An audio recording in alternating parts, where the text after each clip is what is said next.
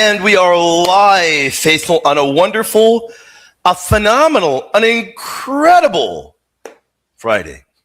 How y'all doing? Y'all able to hear me all right? How is the audio, everybody? We're going to bring up, you heard it, right? Yeah, you heard me. I'm sorry, guys. I don't know why I always do that. And Ari always calls me out, man. I don't know why. You know what happens when I add myself to the thing? It unmutes me and you all can hear me sniffing around because of my allergies. Y'all can hear me opening up Diet Coke and everything. I'm sorry, guys. Sorry. But we're going to bring up Orthodox Philip in about 5 minutes, faithful. Thrilled and pumped to have him here. Thrilled and pumped to be with all of y'all. We're going to have a great 2 hours. Anything and everything you all have on your mind. But I want to get to a few super chats before we do that and shout you all out and be very, very happy that you all are here. And I'm happy that we're going to have the brother Orthodox Philip on. And to announce that tomorrow we got a team stream with the Apocryphal Apocalypse crew, man. What time? I don't know yet.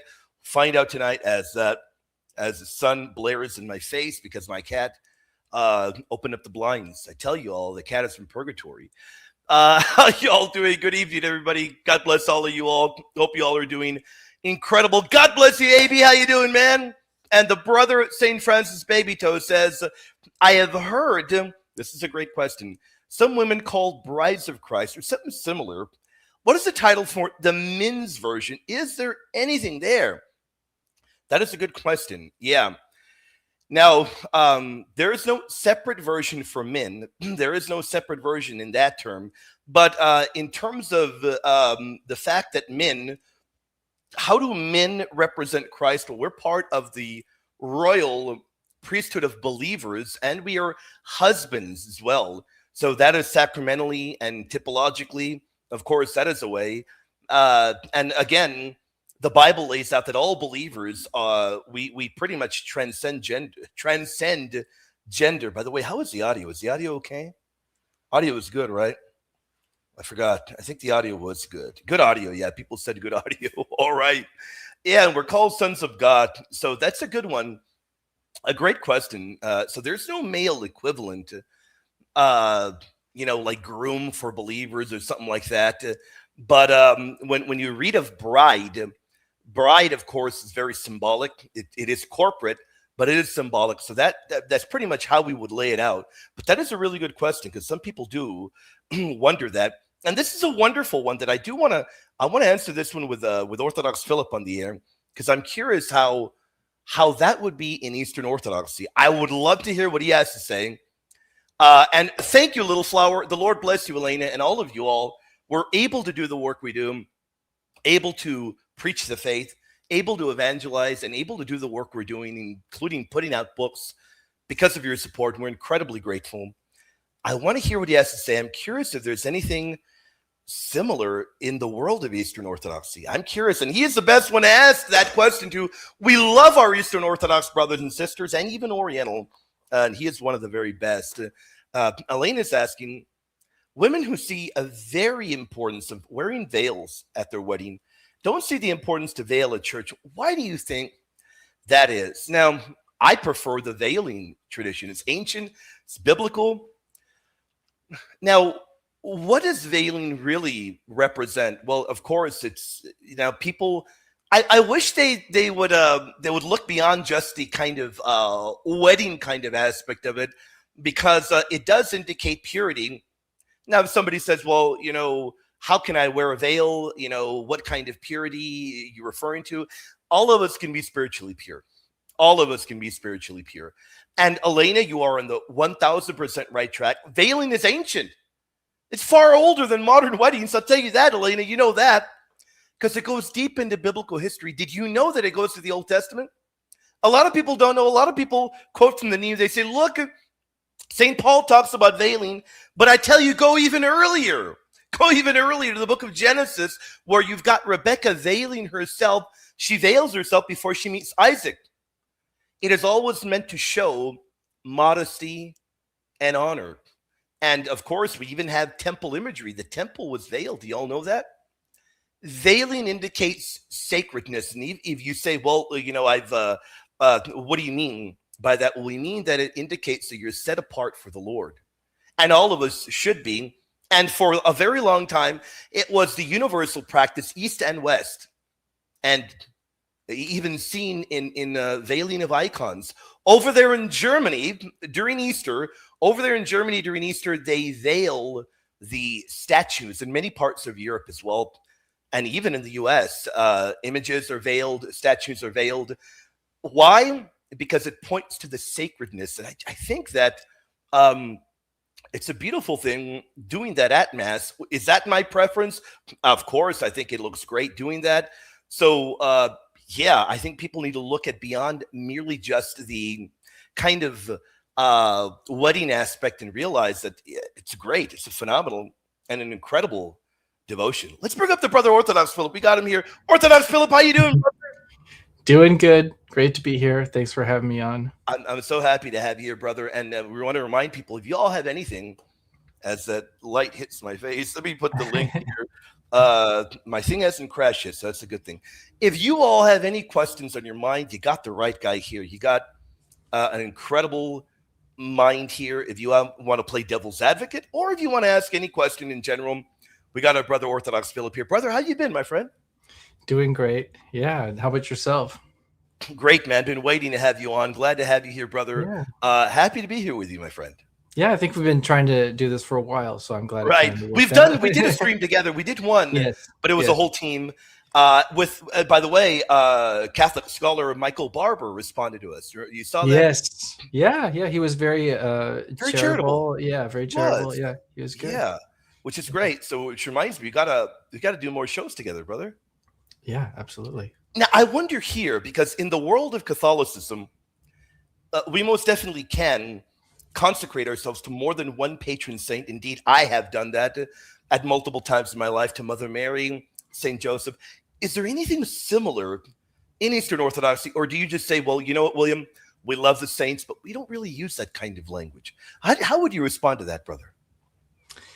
Yeah, so we have patron saints, of course, but they're usually assigned at our chrismation. So that's our Eastern version of confirmation. So a baby will get assigned a patron saint. If a convert comes into the church, they choose a patron saint.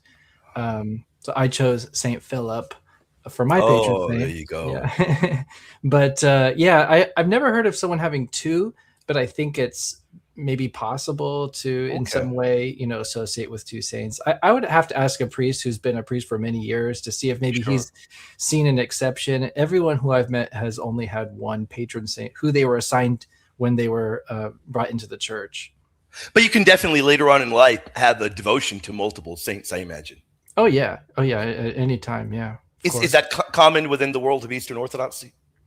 I would say so. Yeah. I mean, we have the idea that saints have their own lives and their own stories, and those stories can connect with things that we're going through, right? So just like in Catholicism, if somebody, if you have a certain issue in your life, there are certain saints that are going to stand out as sharing that experience in their life, and you would ask for their prayers and maybe develop a devotion to that particular saint. So there's definitely that which happens in Orthodoxy.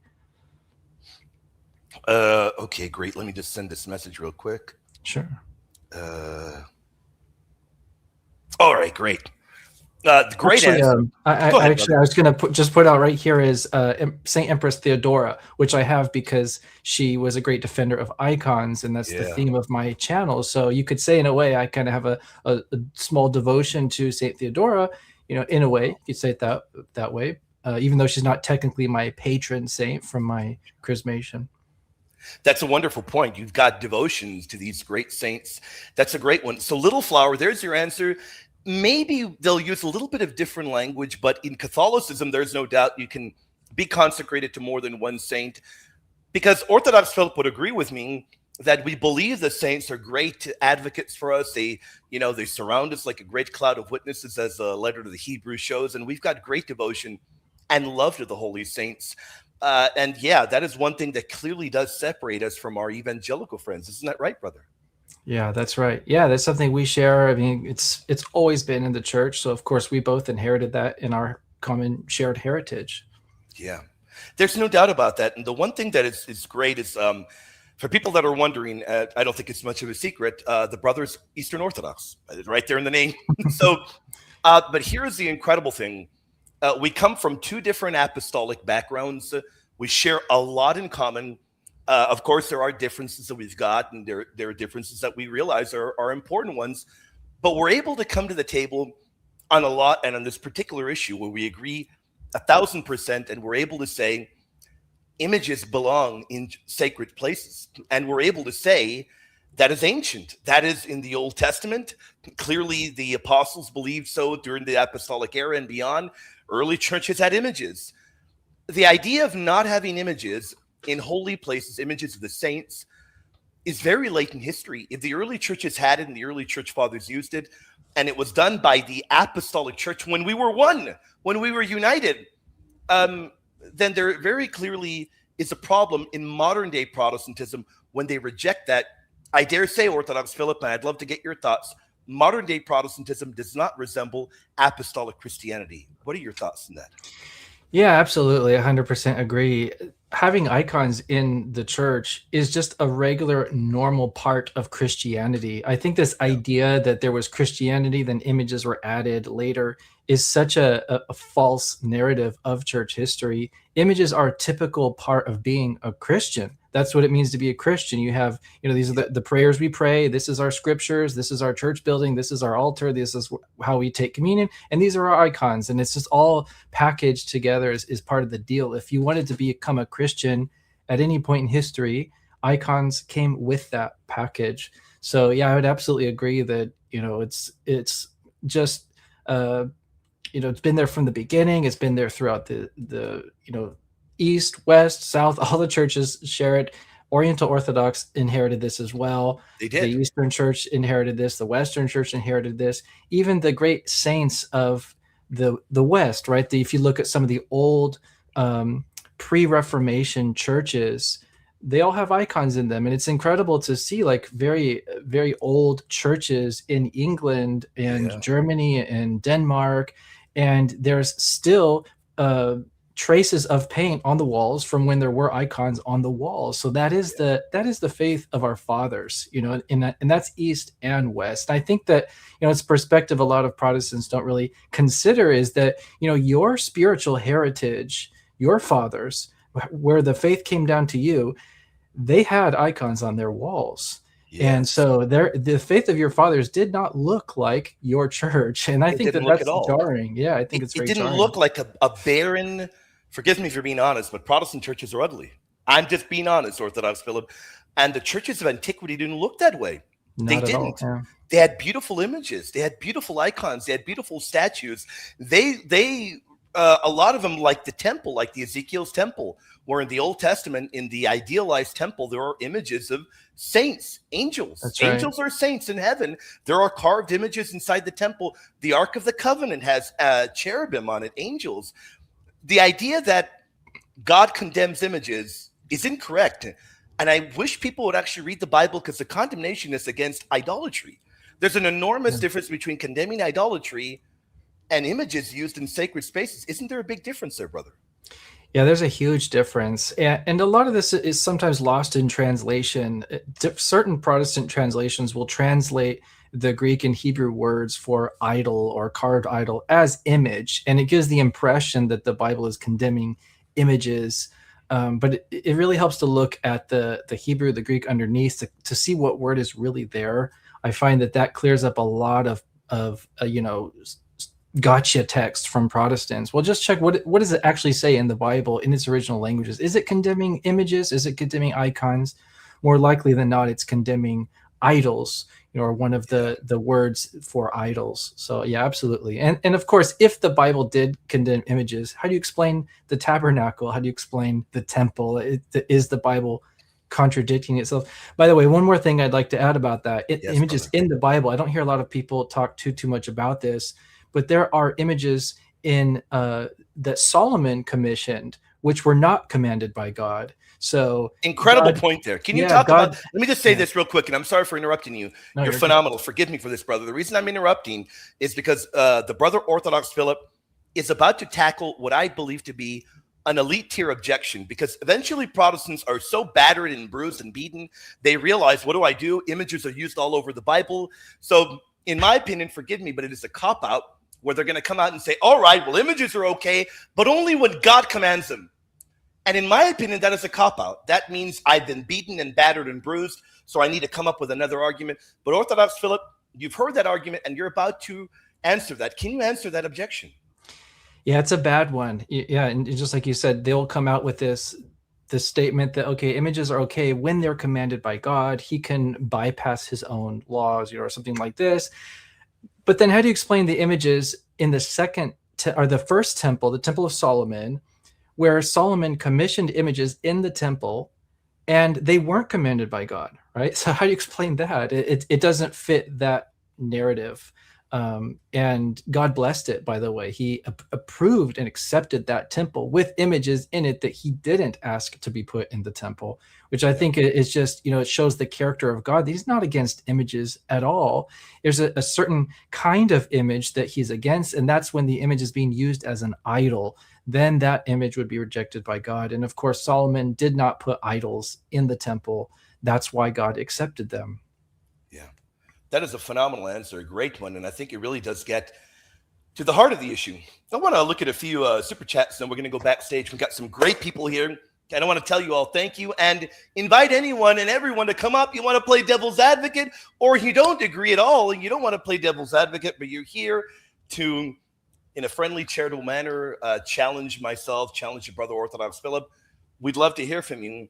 And so far, I've seen some incredible questions. St. Francis Baby Toe, though, says, I'm calling my wife a baby donkey because I want her to one day become totally consecrated to the Holy Family and to the Holy Faith, just like Sister Marie de Saint Pierre. We should all seek to be the little donkey to the Holy Family. I love the Holy Family. And I know that Brother Orthodox Philip also loves Saint Joseph. Goes without even saying, he loves Holy Mother Mary. I mean, come on, look at that icon. That is one of the greatest icons right there. St. Francis Baby Toe, we love you, brother. Thank you so much for your support. You're definitely correct in that particular point. Now, I see a great question. Brother Jimmy's asking, and audience, I'm not missing any super chats. Don't worry. I go in particular order. Jimmy says, veneration of images and statues mainly just help us to go deeper into focus into praying. Nobody sees a statue of a saint and says it is an image of God. How would you answer that? What are your thoughts on that? And Jimmy, thank you for the support, brother. Yeah, I like this question because a lot of time apologists will focus on sort of defensive arguments. This is why icons are not idols. This is why we're not committing idolatry. It's always not. But there's actually a positive reason why we use images. They actually have a lot of benefits to their use. So one of those positive benefits of images is what you said here. They help us to focus in prayer. So of course, when we pray, we use our mouth, we use our body if we're prostrating or bowing, but icons allow us to use our eyes as well to direct our minds to Christ and to the saints or to stories in the Bible. All of those things help us to elevate our contemplation of spiritual matters. So it is a very big benefit of using icons in our prayer life. And it's, of course, not the only reason. We can use them for teaching. We can use them for honoring, right? Having an icon and venerating is honoring that saint. And we believe that honor ultimately ends up at God because we honor them on behalf of their relationship with God. So all honor to saints trickles upwards towards God. But yeah, this is definitely one of the main reasons we use icons is they do help us to focus in prayer. And I find just over the years developing a prayer life with icons, they really do make a big difference, and they help you set the stage for prayer and direct your mind and your body to how you want to pray. Yeah, absolutely. Great point there. We're going to read one super chat, then we're going to go backstage. Let me see. Okay, the brother James says, brother, can you end the stream with a litany of the holy name and a short moment of meditation with a Jesus prayer? Definitely will, brother. We definitely will. God bless you, James. And we've got, apparently, he is the most noble, the noblest, and the humblest in the planet. Rosario, what's up, brother? How you doing, man? What's up, guys? How you doing, brother? What's on your mind, my friend? So my question was, well, I guess like the show was particular on icon veneration. Yeah.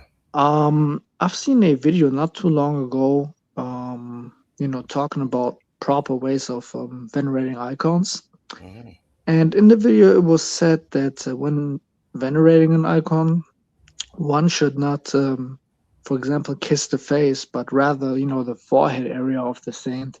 Is this correct? Go ahead, brother. What are your thoughts on that?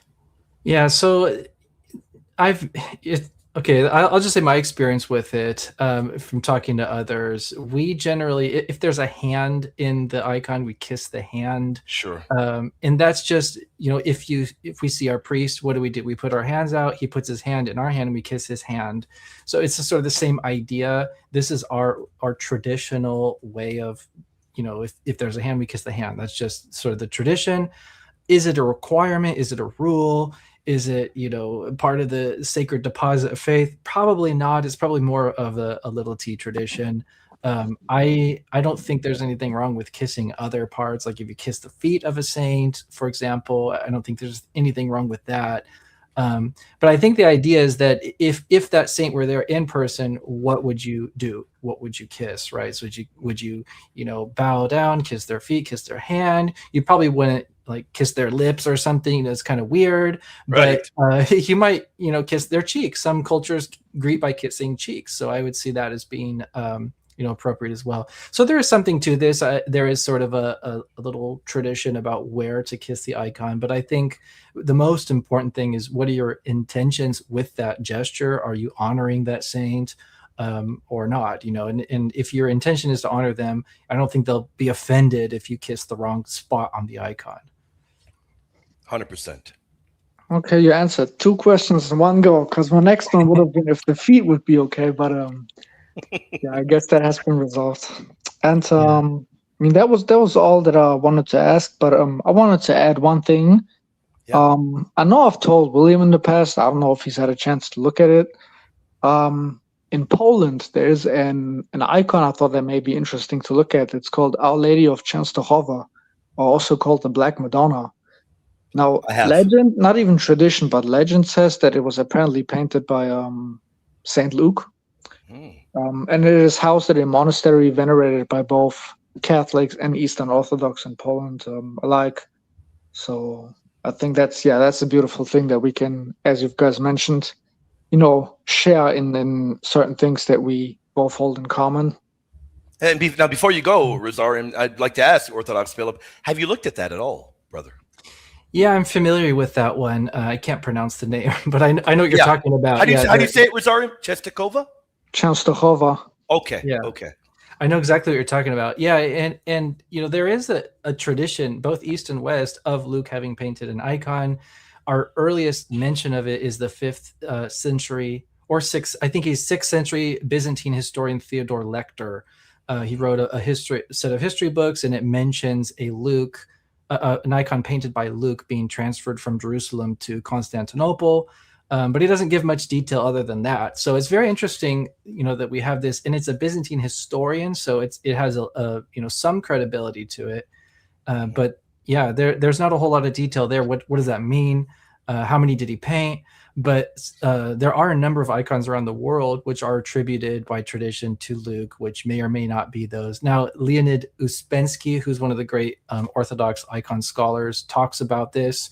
And I agree with him that the icon itself may not have been the physical icon painted by Luke, but based off of an icon painted by Luke, which I think is also possible, but is definitely connected in some way, even if we don't know all the details. That's a great one. Anything else you have on your mind, brother? No, that was it. Okay. If you think of anything else, brother, we still got another hour and a half, brother. Come up. All right. Hey, God bless you, brother. This is wonderful, because I just want to remind the audience, we are both apostolic Christians, and I've got great respect for the Eastern Orthodox brothers and sisters. And there's an enormous difference between, and with all due respect, an enormous difference between churches that can trace their lineage to an apostle and churches where, with all due respect, and I don't mean to disrespect in any way, where people just put on a tie and a suit and they go to their pulpit, and Pastor Billy Bob and Pastor Markey or Pastor whatever begin thinking that they have authority. They don't have a valid priesthood. They have no valid ordination. and they begin telling us that we're wrong with our 2,000-year tradition. When we both share this tradition, we were united, we gave them the Bible, and here they are correcting us. It really is shocking to me sometimes. Isn't that right, brother? Yeah, it is. It's definitely a perspective, puts into perspective when you see that this is not a Catholic Protestant thing. This is Protestants versus everybody thing. So it's Apostolic, all the apostolic all churches, apostolic. Yeah. So it is very, I think during the Reformation, it might be understandable why they sort of thought this was a Protestant versus Catholic thing. But now in the age of information, when you actually can see what Christians around the world are doing and have been doing for many, many centuries, it really puts into perspective who's the oddball in the group. And I think that's why a lot of people are walking away from Protestantism today. A lot are abandoning it because they realize there's no apostolic pedigree there. They realize that. And it's they're bleeding converts. I can tell you that. A lot are coming into the Catholic Church. A lot are going into Orthodoxy. I mean, you've seen a big explosion as well, haven't you? Yeah, I heard there was, I think, around 20,000 or something converts this year to Orthodoxy. So it's growing. Yeah, it's definitely growing. Yeah, people want to, people are looking for authentic apostolic worship. That's what they're doing. Yeah. We can tell. Yeah, we can tell without a doubt that that's what they're doing. We want to go backstage, and audience, don't worry, we're not going to miss any of your questions. But we got the brother named Corey back here, although I don't see his face. Corey, how you doing, my friend? Good. How are you? Doing just fine, my friend. You did have an objection that you wanted to pose to Orthodox Philip. What was your objection, my friend? I just wrote on the chat topic. I said, how would you reconcile Exodus 20 verse 4 with your topic? Okay. Well, Orthodox Philip, if I'm correct, that's the condemnation against idolatry, if I'm correct. Isn't that right, Orthodox Philip? Exodus 20, verse 4. Let me read it for the audience. Thou shalt not make any graven image or any likeness of anything that is in heaven above or in the earth beneath or that is in the water under the earth. Now, the important thing is we've got to finish the verse too, because the verse continues. And let me finish it, and then I'm going to allow Orthodox Philip to give his answer, because then you go to the next verse. That's the key. Verses 4 to 5, not just verse 4. Verse 4 and 5, because they're connected. Thou shalt not bow down to them nor serve them, for I, the Lord your God, am a jealous God. What's going on, Orthodox Philip? Does God contradict himself? Because he says no images, and yet later on, in fact, just a few chapters later, God commands images on the ark. What's happening? Go ahead, brother. Take it away. Yeah, a few things. Right? You mentioned, William, does the Bible contradict itself? If this is a blanket condemnation of images, you're going to have to deal with Solomon's temple, which is full of images. Okay. Not all of them were condemned. Yeah. So I'm willing to do that. Yeah, do that. God didn't. Yeah, I was just going to say about that. Oh, God didn't condemn him for that, right? No, he blessed that. He accepted that temple. The Bible explicitly says that God accepted that temple. The next thing I want to point out is, this is kind of what I was talking about earlier, is what is the Hebrew word behind image here? It's actually not the Hebrew word for icon. It's the Hebrew word for idol. Right. It's a carved image, pesel. Okay. Yeah. Well, he blessed the temple, but I don't know if I understand he blessed the temple, but I don't know if he blessed the images that were in that, because if you remember, although God hates divorce, he allowed divorce. Sometimes he allows sin to bring about a greater good, because it says also in the Bible that God overlooked our sins in time past, but now he commands men everywhere to repent. Yeah, so let me just briefly answer that. You're right. But Jesus later on says that the reason divorce was allowed was because of the hardness of heart. He says it was never meant to be that way. But Jesus also brings up the bronze serpent as an example, pointing towards the crucifixion, pointing towards his passion. Well, he uses an image in a positive manner. Right. But here's the other thing that you're missing, Corey. Hold on, brother. Here's the other thing that you're missing, and I just want to keep it focused. You avoided Orthodox Philip's point. Orthodox Philip pointed out that the word used here in the Hebrew, he's correct, is for an idol, not a blanket image. Because if it meant all images couldn't be made, then then God would be contradicting himself, because a few chapters later, images are ordered to be made. You need to be able to deal with the fact that it is idols condemned, not images. The Hebrew word indicates it's an idol. It really isn't an image. It is an idol. And that's why a few verses later, images are used in a positive way. Orthodox What's the Philip, difference between an idol and what's the difference between an idol and an image? Well, for one, an idol does not correspond to any reality. So if the idol has a demon behind it or something fake made up. But wait a second. Hold on a second. If you're bowing down to an image. Allow him to answer, my friend. Please be respectful. He's trying to answer you. Well, allow him to answer. Okay. Go ahead, brother. Yeah, so I'm talking specifically about the difference between images that we would consider canonical or acceptable are ones that do have truth behind them. So our saints look like these images, we believe. We believe that there is someone real behind these images. There is nothing real, Paul tells us, behind an idol. It's a falsity. The prophets talk about that the idols are falsities, they're lies. And so that's the first thing I would say is an idol there's no truth in an idol. There is a truth in a Christian icon. The second thing is, what are you doing with that image? Are you using that image as something, an object of worship? So you can think about the bronze serpent went from being acceptable to unacceptable as soon as it was being used as an object of worship. Okay, I see what you're saying. Because I'm gonna be honest, this isn't my area of expertise, but I kind of get what you're saying, because I'm a big Elvis Presley fan. I mean, I would go to Graceland and I would pay homage at Graceland, but I don't worship Elvis or nothing like that. And I'm not saying you worship saints or nothing like that. Sure. So I get what you're saying. I kind of get what you're saying. And Corey, let me tell you one thing, and I'm not disrespecting you, but I think it's a lot more virtuous to pay homage to a saint who has finished a race, they're in glory in heaven with Jesus, than it is to pay homage to Elvis. Well, I'm a saint too. You're a saint in the church militant. You have not finished your race. So the enormous difference is you're a saint in the church militant. You haven't finished your race. You're not a glorified saint. There's a ginormous difference. According to the Bible, there's a big difference. You hope to finish your race, as St. Paul says in 1 Corinthians 9:27, and you hope to not become adokimos, reprobate, but you're not done with the race. Neither of us here are. Well, that's what I called to talk about. I was talking to someone on that set me up with this thing, Palantonio or something like that. I forget. I don't know his name. I don't know if I'm pronouncing it correctly. That's what I really wanted to call and talk about, is about salvation. Once saved, always saved. Why I believe that. But that's a topic for another time, I guess. That is totally up to Orthodox Philip if he wants to field a question on that. It's totally up to him. But just to be honest, tonight the panel is on images, icons, and statues. So Orthodox Philip, you can say maybe another time we can tackle that, or if you want to tackle one question he may have, whatever you want, brother.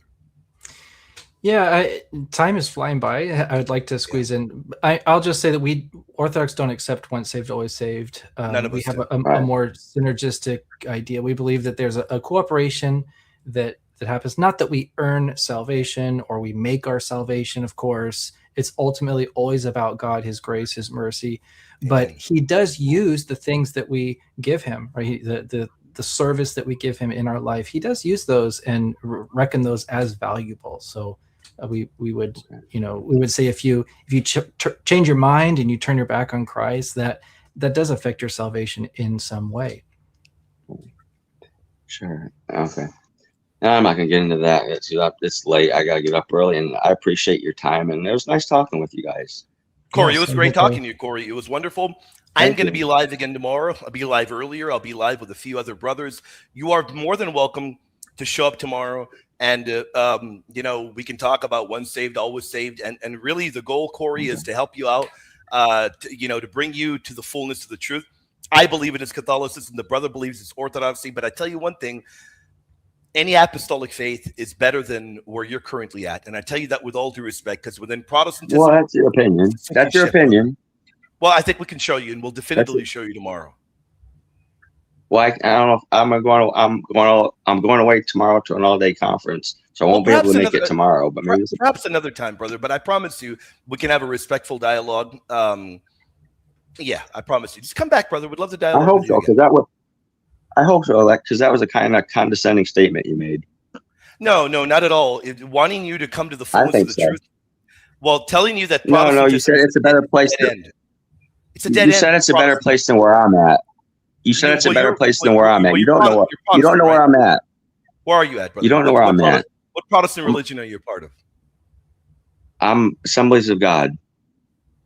Yeah, I think that a religion that started way later in beyond the Middle Ages, way later, even way after Luther and Calvin, a modern day religion that was created and concocted by a man.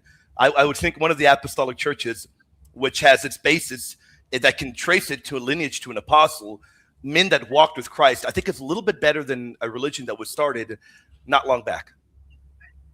Okay, that's the point, Corey. Have a good night. And I tell you that, with all due respect. I do not insult you at all. My brother over here will agree with what I've just said. Orthodox Philip, would you agree with that statement? Yeah, absolutely. It's just looking at church through history, you see, one church with bishops and apostolic succession. You see a similar soteriology. It's very consistent and stable. And it is quite different. I was raised Assemblies of God, so I understand. Okay. When I was growing up, that was my childhood faith. So I understand, what that's like internally.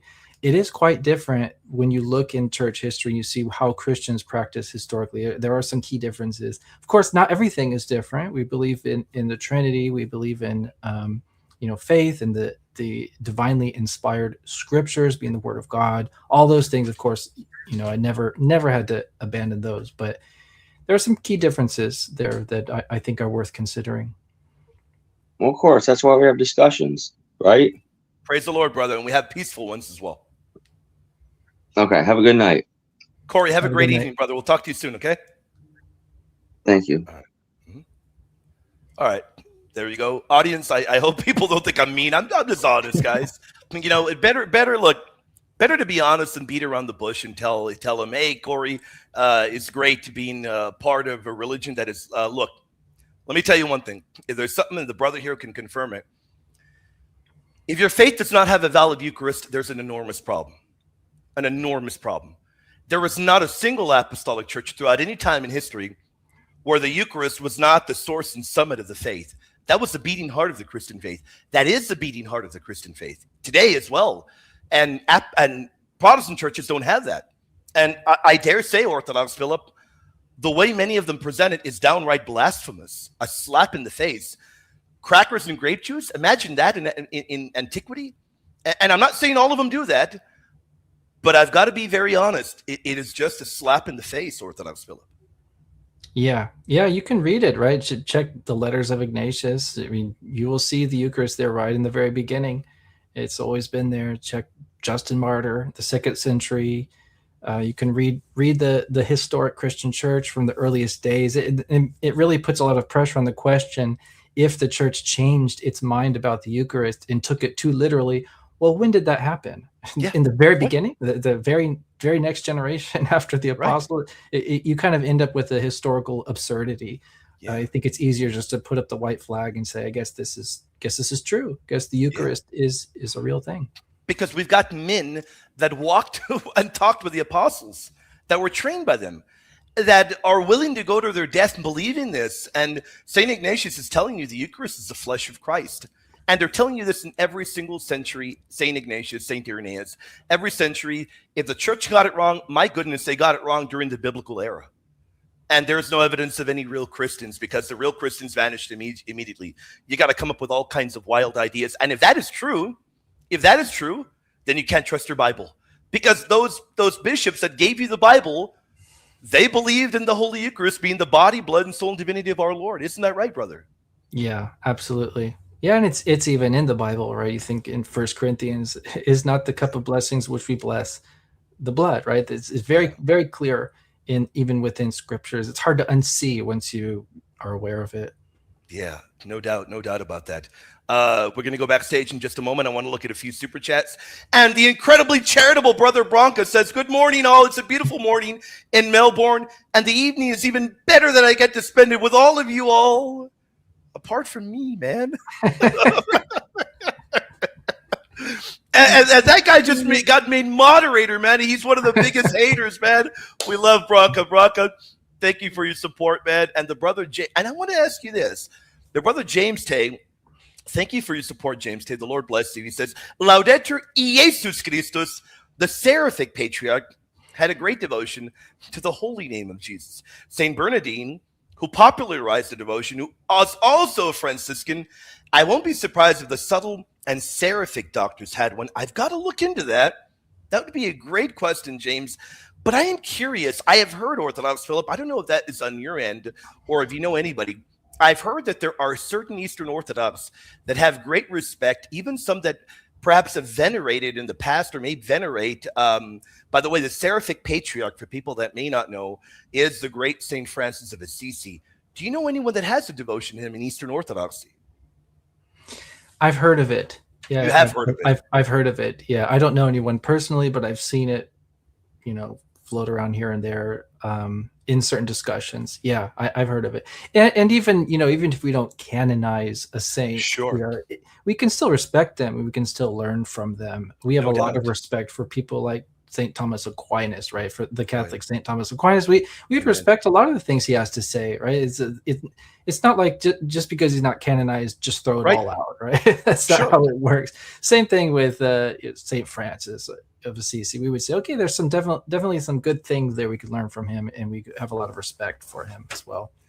And I think at the end of the day, that is very valuable. We can look at saints that you all have, people that you all love dearly, and we can say, for instance, you all have a great respect and honor and veneration for Palamas, Gregory Palamas. Now, in Catholicism, I have done shows speaking very highly of Palamas and for what I believe to be his very high elevated Mariology. Now, without even getting to the topic of the Immaculate Conception, we can both agree he had beautiful Mariology. And that is an area where we can come to the table and say, Palamas, Mark of Ephesus, they had things to say about our Mother Mary that were beautiful. So there are so many areas where we can have great respect for one another as saints. Great point there, Brother James. The Lord bless you, my friend. And let's read one more, and then we're going to go backstage. We got the brother Gary Cotreau. St. Francis Baby Toe says, the prayer, Father, have mercy on us because of the face of Jesus.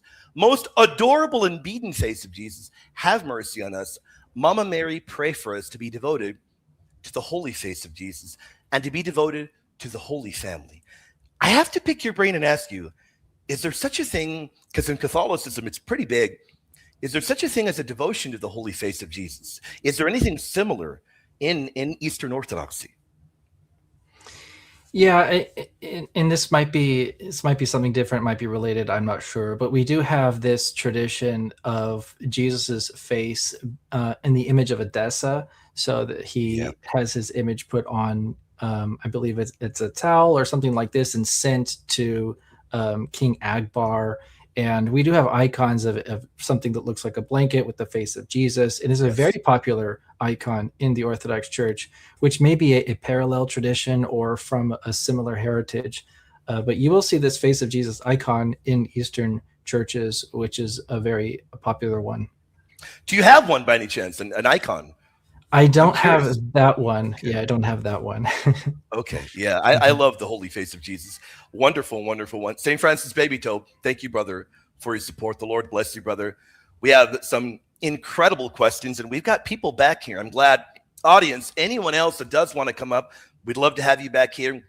Maybe you're an evangelical, you're a Protestant, you say you guys got it wrong. Orthodox Philip and William, you guys got it totally wrong. I'm about to come up and butcher you. We'd love to have you back here. We'd love to have you back here. We'll talk in a friendly manner, back and forth. We are very honest with our faith. We love our faith. But we will have you and we'll dialogue in a friendly manner. We got the brother Gary 2.0, Gary Cotreau. Gary, how you doing, my friend? Oh, I'm doing fine. Thank you. Great to have you here, brother. What do you have in your mind, my friend?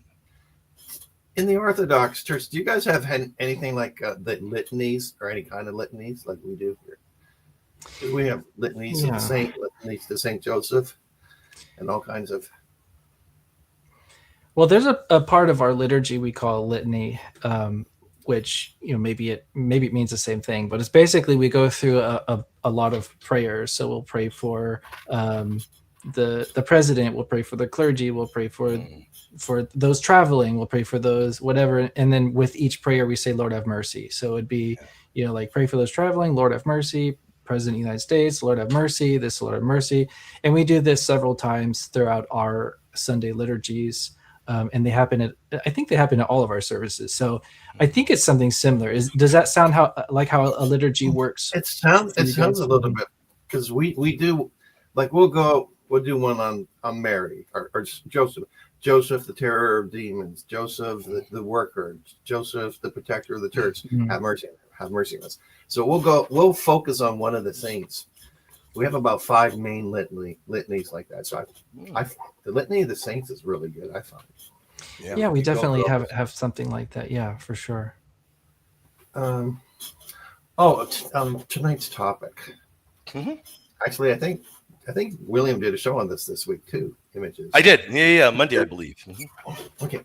I think one of the things for a show like this is to go through. When you do philosophy, you want to start. This is our definitions. If we start with the definitions, we keep out of trouble. And if we go for, so what is the, let's see, I had this here the other day. Let's define adultery. Idolatry, you mean? Yeah, idolatry.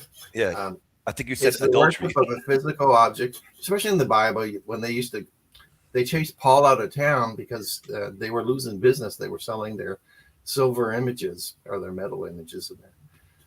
So the person, they use it as a deity, excessive devotion and praying to it, and like it was the supreme being, stuff like that. And today, well, they still have modern ones now. They're more like ideas, like woke ideas, or such as money, power, pleasure, that kind of. Yeah. So if you really kind of define it, you probably maybe have a little bit less trouble with the images stuff. So contrasting them next to each other. Possible, but sometimes those Protestants, yeah, they're a little. Maybe have a chart before and after. Yeah, because I think Orthodox Philip did a great job pointing to the Hebrew, pointing to the text. That was awesome. And the brother he, with all due respect to the brother that was back here, he just brushed it aside. I think that it has been so hammered into their heads, Brother Gary, that for them it is very hard to imagine any other kind of worldview, because for them it has been hammered into their heads that images are idols. As the brother that was back here said it, when Orthodox Philip was drawing the distinction, immediately he didn't understand, and he's like, okay, well, what is the difference? That's a big problem that has been hammered into their head, Brother Gary. Yeah, I was wondering if you just sort of hold them next to each other. Here's an example of this. Here's an example of that. This is where they're different. Let me run through the verses in the Bible. Speaking of devotion, I think there's a lot of us that actually would kiss our Bible. This is the Word of God. Yeah. So, I mean, is that a worship? Or No. a bad one? And the cross and the rosary all the time, brother. Oh, yeah. Oh, yeah. So we definitely do that too. Yeah, Brother Orthodox Philip has the cross. I'm sure you kiss it very often. Yeah, of course. Yeah, there's no doubt about it. Yeah, I have no problem with that. Yeah, absolutely. I don't think so in the end, there's two things. We'll go over this like the other day. It's the theology of creation and the theology of the incarnation. There you go. We're not Gnostic. The world isn't evil. And images are good. God created the world. God created us. Jesus became incarnate. So physical things are good, including images. And I think when we go down the other path, and we begin arguing otherwise, well, we fall into all kinds of errors where ultimately we're going to sound a whole lot like a Gnostic, Brother Gary, where you really just you hate physical matter. You end up going down a pretty dark path, and I've seen that's why eventually they have to concoct all these other arguments to where eventually they have to go down a very different path. That different path being that, okay, well, not all images are idols, but you can only have an image Images were only allowed when God commanded them to be created. All these kinds of arguments are arguments that you're always going to find them making in order to continue moving the goalposts, in order to continue to really protest against apostolic Christianity.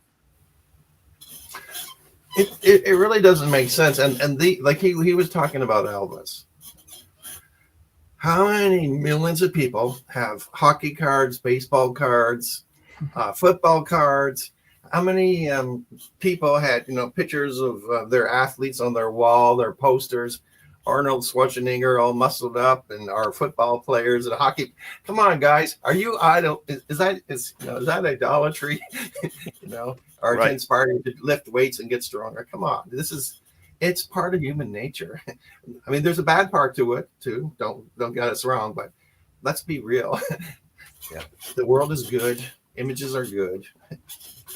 Yeah, I think you're onto something here, Gary, with this idea of what is idolatry. If you look at the Bible holistically, you'll see the Bible will tell you what idolatry is. And I think about it, an interesting part, I think it's in one of the books of Chronicles, the Israelites start worshiping the stars, the heavens, and they're condemned for that. It's part of the pagan religion of their area. And it brings up a good question. Are the stars idols now? Is the sun an idol? Yeah. And you see that obviously not, because it's not about the object itself. It's not about the stars. It wasn't ever really about images. It was about who are you making your God and who are you serving as a God? And that's really what the Bible is teaching. It is who are you in service to? And even Paul talks about the passions of the body being an idolatry. He literally calls sexual sins idolatry. So what are our own bodies are idols now? Like obviously not. It's when we're enslaved and serving anything other than God. That's when it crosses the line. It becomes idolatry. And nobody would say about any icon in the church that, oh, this is our God and we serve this image. Of course not. Yeah, I can't see that. And the same as once you go through the Bible, it's insane how they keep straying back to the same stuff. It's unbelievable, over and over and over through the centuries. And they had these high places. They sacrificed the Moloch. They killed their firstborn babies, and we don't sacrifice pigeons or anything to these creatures. Come on, folks. No, we don't. No, not at all. No. Okay, and one other weird thing. This is a little bit on the offside. So what happens in Israel if they actually get a piece of land and they rebuild the temple again? Are they going to start sacrificing again? I can't see that. No, I have no idea. I didn't even think about that. Are they before doing a show on icons and images, I didn't think of Israel at all, man. I didn't have that on my mind. I just wondered what's going to happen. I think they're past that phase. I don't know. Yeah, I hope not. I hope they're not going to do that. Okay. Yeah. The third temple. Anyway, Yeah. okay, we'll let you go. God bless you, Gary. Great talking to you, brother. Gary. You're welcome. Great. I didn't think about that at all. I think Gary went off script there a little bit, man. Yeah, God bless you guys. We love you, brother Gary. Surprised us there a little bit, though. Little Flower Elena is gifting out 4 6-month Patreon accounts, guys. If you haven't yet grabbed one yet, you don't know what you're missing, man. You're missing out on Christology with the incredible Father Kappas. Snag one, guys. And we've got Jesus Talks Ari. We're gonna take this one, then we're gonna go backstage. What a great question for Orthodox Philip. Does the Second Council of Nicaea 787 actually require Christians to venerate or kiss icons? And does it explicitly claim that the practice goes back to the apostles themselves? God bless you all. How would you answer that, brother? Yeah, this question, I love this question because it gets to the heart of the Sure current issues with Protestants. If you're familiar with some of the most recent lines of argumentation that Protestants are making, people like Gavin Ortland, the other Paul, they'll make arguments about Nicaea II as having this joke historical narrative or something like this, where they're saying that, the Nicaea II said that the apostles were bowing to images. But if you read it, and I don't think a lot of people do read it, it's a pretty thick 700-page book, but if you read the Acts of Nicaea II, very thick. You won't find any place where it says the apostles are bowing down and kissing images. Like it's just not in there. It will say that these are pious patristic practices, and these are things that the church accepts, and if they're done with the right intentions, are beautiful and acceptable. But it never attempts to tell you what the apostles were doing. It's pretty silent on that point. But it does say that the apostolic faith that the apostles taught is in perfect harmony with these practices, which are the practices of the church and the fathers. So that would be the first part of this, is just to understand what are the goalposts here. You don't want to go beyond what the fathers of Nicaea II taught, put words in their mouth that they never said, but you also don't want to, deny what they're saying, because we do believe that, there is truth in Nicaea II. The other part of this would be, what do you mean venerate, right? The word venerate is not in Greek. They use the words proskineo and aspazome, words like this. And again, it never says that the apostles did proskineo, prostrations or bowings to images, but it does say it's an acceptable practice. Another little known fact is there is no anathema in the seventh session, which is the conclusion of the council. There's no anathema on people who don't do proskineo to icons, which is very interesting. So it doesn't say anathema to those who don't bow down to icons. Never says that. It does have an anathema for those who do not greet the icons, uses the Greek word aspazome, which doesn't mean kiss, even though it gets translated often as kiss. The traditional way to express aspazome is with a kiss, but it doesn't necessarily have to be a kiss, which I think is very interesting. It's not something people explore often. So I think the idea here is the word aspazome is actually used by Paul in places like Romans 16:16. He says, greet one another with a holy kiss. So that's actually it's a biblical practice to greet each other and the saints with a greeting, with a kiss. And I think that's the idea in the Nicene Council, is that we love the saints, and when we see their image, it's natural for you to want to greet somebody who you love. Another translation of that word, by the way, is cherish, to cherish that saint. So hopefully that clarifies it. It can get complex when you get into the details, but I think it's worth unpacking a little bit, because this is one of those things Protestants will throw out. They'll say Nicaea II anathematizes everybody who doesn't bow down to images and or kiss them, or kiss that. Yeah, it's not that. It's more nuanced than a lot of Protestants actually present. And to be honest, I have felt that Dr. Ortland doesn't properly represent what Nicaea II truly does teach. Yeah, he really doesn't. So that's a great answer, a phenomenal one. Thank you for that. The brother AB says, icons are an accretion. Speaking of Gavin language, man, no, they definitely aren't, because we can find images. Yeah, we can find them. And AB knows that all over the Old Testament. There's no doubt about that. Now, this is different in Eastern Catholicism, and I believe in Eastern Orthodoxy as well. In Latin Catholicism, it's very, very common to bow, to kneel. Should we be bowing or kneeling as we approach the priest before we receive communion? St. Augustine talks about it in Psalm 98. Now, I'm not exactly certain what Augustine says. I know he says that you must adore. I'm not sure what he says. If you have the quote, I'd like to look at it. I don't remember Augustine ever saying that you've got to bow or kneel. Be careful. The one thing that I would recommend for the audience, maybe that is legit. That might be legit. I might be wrong, but I've written a whole book on the Eucharist. And I remember the Eucharist a lot because I've written a whole book. So they're going to make me eat a sock if I am wrong. But that doesn't sound like Augustine, because I know Augustine really well, because I wrote a whole book on Augustine. A whole book on the Eucharist. And while we were working on the book on the Eucharist, we read a lot of Augustine. And I don't remember Augustine ever saying that. I do remember Augustine, his commentary in the Psalms on different days, talking about the fact that we must adore, we must worship it. I don't remember the bowing or kneeling. But either which way, I will ask you, how is it done in Eastern Orthodoxy? It's a great question. And Brother Bronco, we love you. Thank you for the support. Yeah, so every church I've been to, it's been standing. We stand. We receive the Eucharist on a spoon. So we don't handle it with our hands. The priest has a chalice, and he at the altar drops the body of Christ into the chalice with the mingled wine and water that become the body and blood of Christ. So it's all together in one chalice. And then he takes a spoon, he takes a very small piece. And so with one go, you get, the whole, both species in one, I don't want to say bite because we're not biting it, but Right. one spoonful, you get both in one. But we are standing, and I don't think I've ever seen anybody kneel. I am aware that kneeling happens in Western churches. I'm not sure how ancient that is.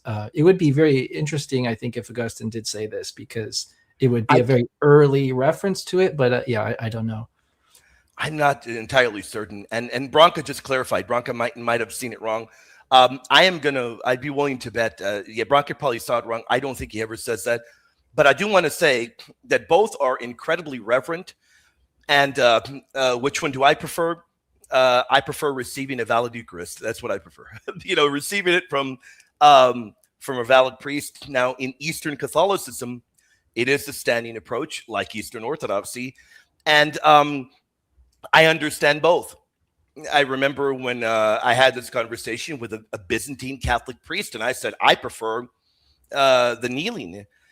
And he told me, well, we prefer the standing posture because we are calling to mind the posture of the bodily resurrection of Jesus and the liturgical heavenly posture. So that is our ancient tradition. And hey, I totally 1,000,000% respect that completely. Now, very common in the Latin rite is to often kneel when receiving, and very reverently. A lot of people prefer receiving on the tongue. Kneeling, with that in mind, both are you're adoring God, you're worshiping God. So I would say that neither is contradictory to the worship, latrevo, that you're giving to God, but I would say they're complementary, is what I would say. Yeah, the East is emphasizing the resurrection, and of course for the West, it is all about adoration, and they're both wonderful. Branca says he's got the quote. Well, check it out in a moment, Branca. Thank you for that. Yeah, and if it's a legit quote, hey, I'm going to be pulling my sock off and eating it. But I can tell you guys one thing. I looked in the corpus of Augustine a lot when we were writing this book. And if there's one thing I know Augustine's Christology and Eucharistic theology. But maybe there's a quote I missed because he wrote a lot. I mean, if there's one saint that wrote a lot, that guy wrote a lot. So, Branca, you're the man. Get it my way. I'll have to add that one to my arsenal. Thank you, brother, for that. I'd love to check it out. Let's take one more, and then we're going to go backstage. We have more people. Audience, we still got a full hour more. We got the brother with us. We're going to do 2 full hours. Liz would like you to maybe if you could briefly talk about the Hagia Sophia. I have no idea what she wants to know about it, other than do you guys have great I don't know anything about the Hagia Sophia? Yeah, it's kind of a big question. There's a lot to say about it. It's so it's in Constantinople, today Istanbul, which was the capital of the Byzantine Empire. So it was the largest church and the largest city in the most important, Byzantine bishop in the Byzantine Empire. So this was is a big deal for its time, but architecturally, it's very, very incredible. I haven't been there. I want to go there. I have friends who have been there, and it was I think it was innovative for its time and how it was designed. The use of domes and arches combining. It's very, very beautiful, incredible church.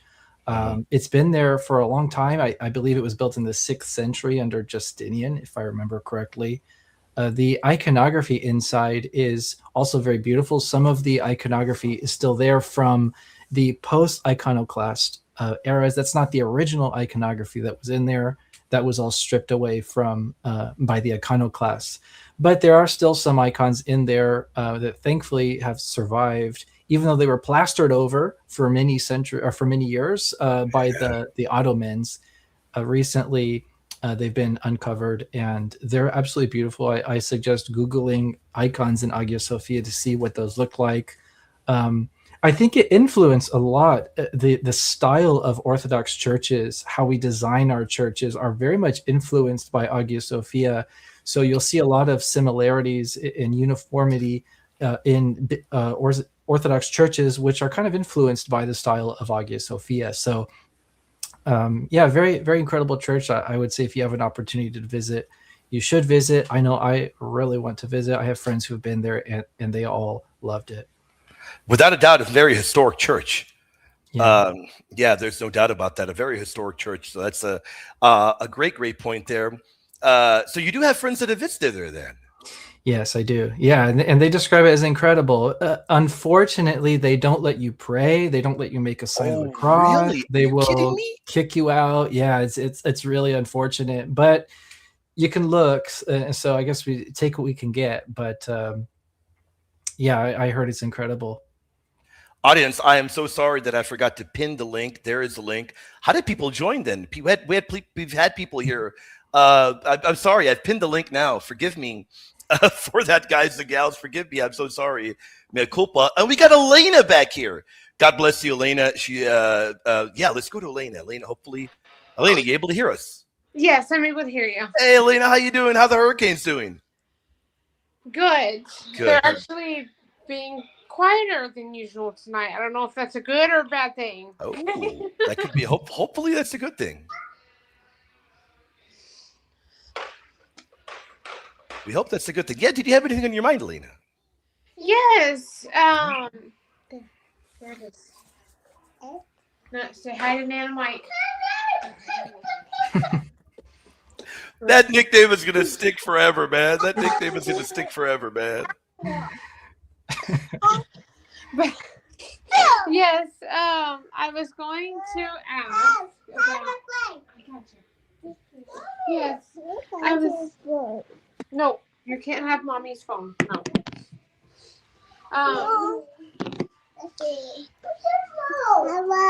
By the way, just very briefly, I see what happened here.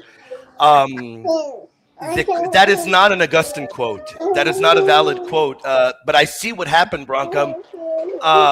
And that's why we got to be really careful. I see exactly what happened. And let me show the audience. This is where some people thought this was Augustine, but it is not. In fact, you can find this on a website, and they're quoting, I believe they are quoting from Augustine, but if you see, look at this. This is what they're doing. They're telling you, they're answering somebody, and they're telling you that it is to be given in kneeling, and then they say it is a sin not to adore when we receive it, and then they put Augustine. Augustine says it is a sin to not adore it, but they're answering somebody and saying you should kneel because Augustine says it's a sin to not adore. But Augustine never says to kneel. He doesn't ever use those words. So it might seem like that's a full quote from Augustine, but it is not. This right here is not an Augustinian quote. It is not from St. Augustine.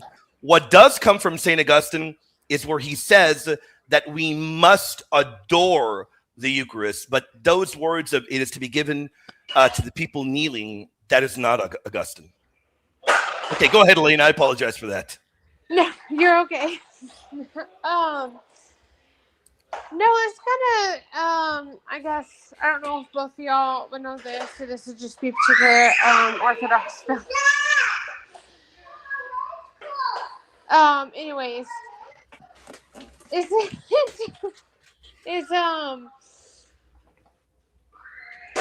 are relics that the Catholic Church different than like the term icons in the Orthodox Church? Great question. Go for that. Tackle that, Orthodox Philip. That's a great one. Yeah, I think relics for us are the same as they are for Catholics.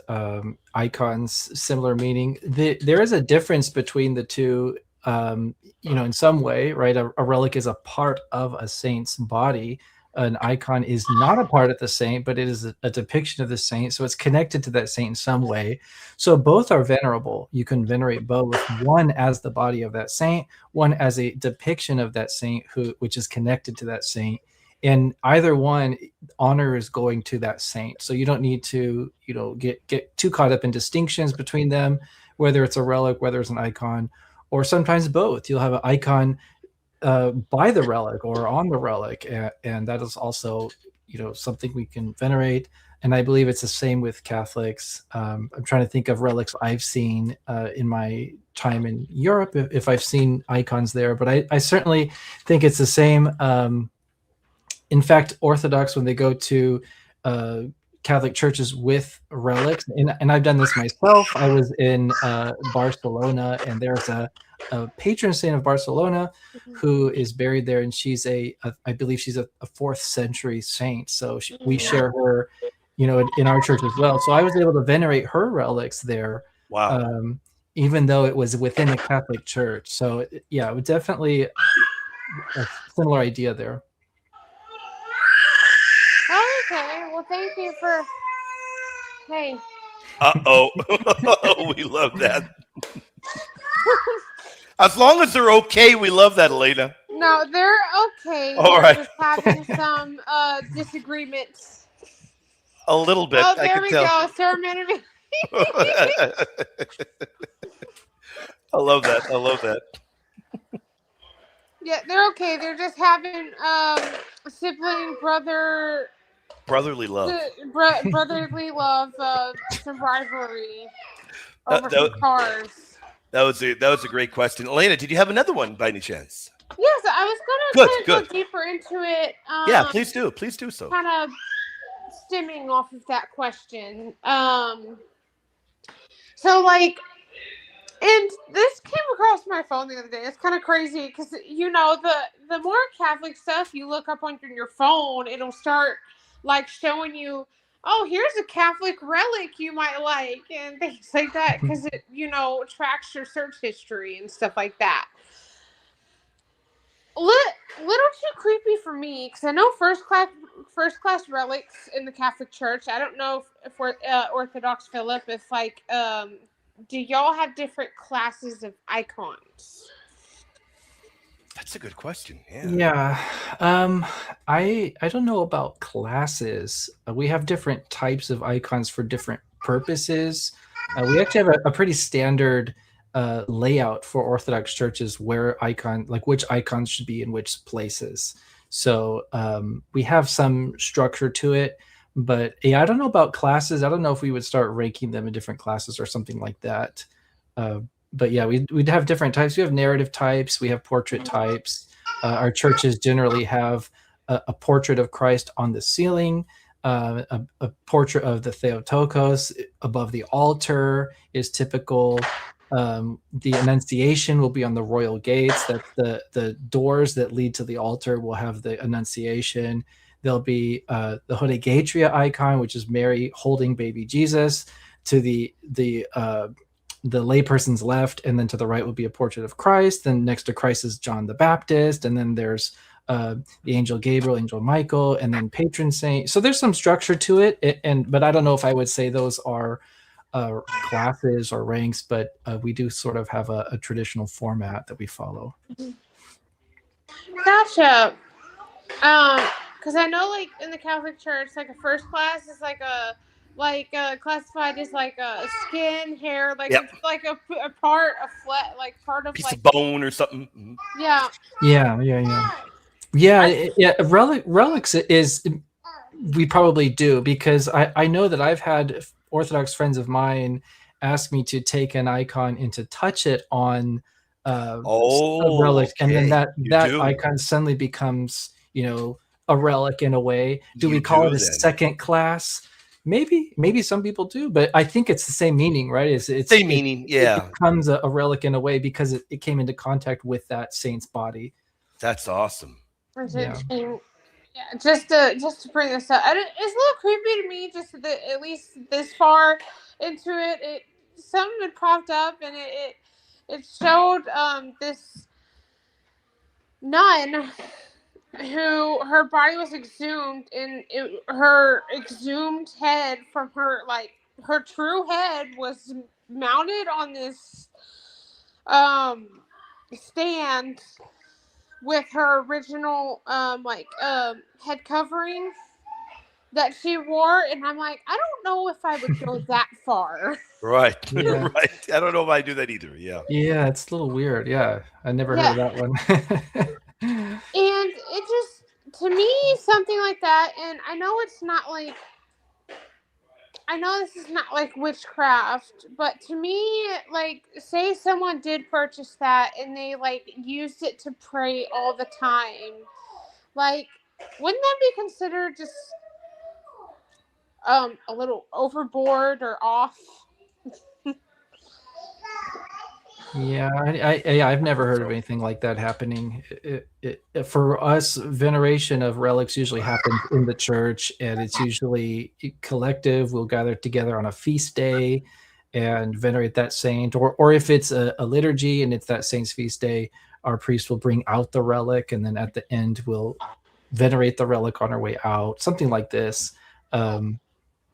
To me, that seems to be the typical Christian way of doing it, and not creepy. But I think there could be weird ways of doing it. So yeah, I would agree with your intuition on that one. Because I just see someone, because there's people that like buy pieces of a patron saint in the Catholic Church, and then they use them and they in prayer, and I'm just like, I don't know if myself I would just go that far, because that's like that's not that talking to dead people is bad, because I mean, if you're praying for intercessions of the saint from the saints, it's that person is, they have passed along. So not that I disagree with talking to dead people, but like someone like a nun's exhumed body in the house, I don't know if I would be fairly comfortable with that. So I don't think I'd want to have a body in my, not a full body. No, not a full body. Yeah, it was just her head, and then her her covering she wore, because apparently she was buried wearing it. Okay. Yeah, heads are very common in Europe. Heads and that are decorated just to pretty much to show the great honor and respect for that particular saint. Now that is pretty popular in Europe and in many parts of the world. Why is that? Because I don't know. So to me, there's some line that can end up like, what's the line not to cross, especially in that. Well, the line to not cross is believing that that by having that particular relic, that it can give you, that it can grant you particular things that would come pretty much amount to looking at it like magic. Now that would very clearly be crossing the line. Rather, when we venerate, when we say that we're venerating a relic, we truly are honoring God's creation, that God truly did wonderful things in that particular given saint. And the people in the medieval era and onward would typically honor the saints in that particular way by displaying them and saying, look, these are the bones of a wonderful saint that the Lord worked wonderfully through their life, and they should be someone that you should model yourself after. But I think it is a big jump. So in other words, I don't think that you're going to fall into the camp that are going to look at icons automatically and look at them in a kind of a magical way. So I think it's a big jump. What are your thoughts, Orthodox Philip? Yeah, I agree with that. It's I would say that there are certain times in history where people have used icons like magical items. They aren't. There are certain icons that, by the grace of God, perform miracles. Yeah. And I've seen myself a miraculous icon, and it's the grace of God. It's not a magic or something like there's no spell on it or something like that. God just chooses to use certain objects and icons to do miracles, and it's a big faith builder. And I think that's what the reason why God does it is. It's very encouraging to the faithful when God does these kinds of things. But yeah, we just need to keep that the healthy understanding of an icon. The icon is connected to the saint because it's a likeness of that saint. Yes. But at the same time, it's not the saint. It's a depiction of the saint. It's not the same essence of that saint. So you can take it too far, of course. But yeah, that's what I would say to that. No, thank you, and I'm sorry about that. No worries at all. Everything's okay though, right? My 3-year-old put one of the electric trains, the ones that have the battery, it can take the batteries in her hair, and now it's tangled up inside of her hair. Oh no. Uh-oh. Uh-oh. But no, I'm gonna go take care of this. But, No worries. We'll let you go. Thank you so much. Thank you, Elena.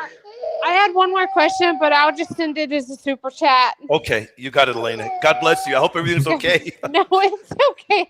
All right. Gotta get it untangled. We'll talk to you soon. All right. Talk to you soon. God bless you. Uh-oh. Do you have children, brother, if you don't mind me asking? My wife is in her second trimester with our first child, so we'll be having the Lord, man. I'm so happy for you, we'll brother. be having our first child here in August, Lord willing. Everything will go smoothly, and we're really excited for it. Brother, God bless you, my friend. Wonderful. I'm so happy to hear that, brother. Great. We're all going to be praying for you, definitely. By the way, Brother Bronca, I love Bronca. Bronca says, he said something nice about me. First time he's done that, I think in like a year. That's why you're the best, William. I take back all my bad sayings. And guys, I know the early church fathers really, really well. And in particular, I know Augustine very well. But I was able to find the full quote for you. Commentary on Psalm 98. You can see a part of it right there. We included that part in our book. But this is a full quote. And this is the one that will be helpful for you, the audience. And it's right here. It is right here. For he received earth from earth, because flesh is from the earth, and he took flesh from the flesh of Mary.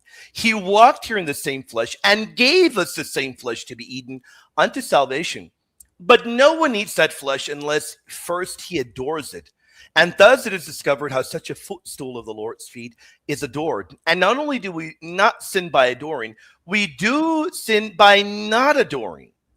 Meaning you better worship the Holy Eucharist is the point. But that is a full quote there. Not that I am against kneeling at all. I am not. But not at all against kneeling. I love it. But I just want to help you all out. I want to make sure you all don't have any quotes that are pseudonymous. And it's easy to get a pseudonymous quote when we go to a website. And that wasn't your fault, Bronca. That website made it seem like that was a full quote. That website made it seem like that. And that's why we got to be careful. That was not good from that website. Let's look at a few super chats and we'll go backstage. St. Francis Babytoe, this is a great question. Is Orthodox Philip optimistic about reunion of the church? How would you see that happening? Do you think that'd be possible in our lifetime, Orthodox Philip? I'm not super optimistic, to be honest with you, just because of the complexity of it. We both, on the Orthodox side and the Catholic side, have numerous internal issues, which I think would have to be resolved before we could even think about joining. So that's just being honest. I'm not super hopeful within my lifetime. Of course, God can work a miracle. I think both sides are fully open to, and both sides have great relations right now, I'll say. Both sides have great relations with each other. And they both want it. I mean, no one says I would never come into communion with them ever again. I mean, of course there are conditions, right? There are certain, we have to have a real substantial unity. It can't be a unity on paper. We have to find ways to unite around a common faith. So it's tricky. It's very tricky to do that. Of course, I hope and I pray for unity. The sooner, the better. I'm not holding my breath in my lifetime, though, but I do pray for that, and it would be absolutely wonderful to see that unity in my lifetime, Lord willing. It'd be wonderful, no doubt about that. But you're right. But the beautiful thing is, right now, our churches have great relations with one another in communication. The Pope with the patriarchs and what have you, and we have great respect for one another. So yeah, don't think that we don't. James says the best icon is Vera Icona. Is that your favorite one, James? And James says, funny how Catholics, and by the way, thank you for your support, faithful. Funny how Catholics are idolaters for kissing icons, but not idolizing the gospel when the priest and the bishop kisses it during Mass. Well, I wouldn't be surprised if Protestants would complain about that too. I wouldn't be surprised because our big Bible has an enormous cross on it.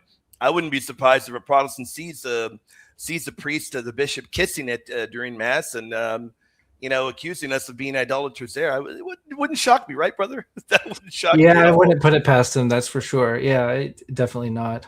No, yeah. God bless you, James. And we'll look at, by the way, M.L. Ross, thank you for your support, brother. And Ari, by the way, M.L. Ross, man. M.L. Ross, he's got that profile photo looking like, you know what, man? You better venerate icons. You better venerate them or else. Better venerate icons or else, man. Elmo Ross, God bless you, brother. Ari, let's tackle Ari's question. This is a good one, and I'd love to hear what you have to say, and I'll give my thoughts. Orthodox Philip, and then we'll go backstage. We have Ari back there.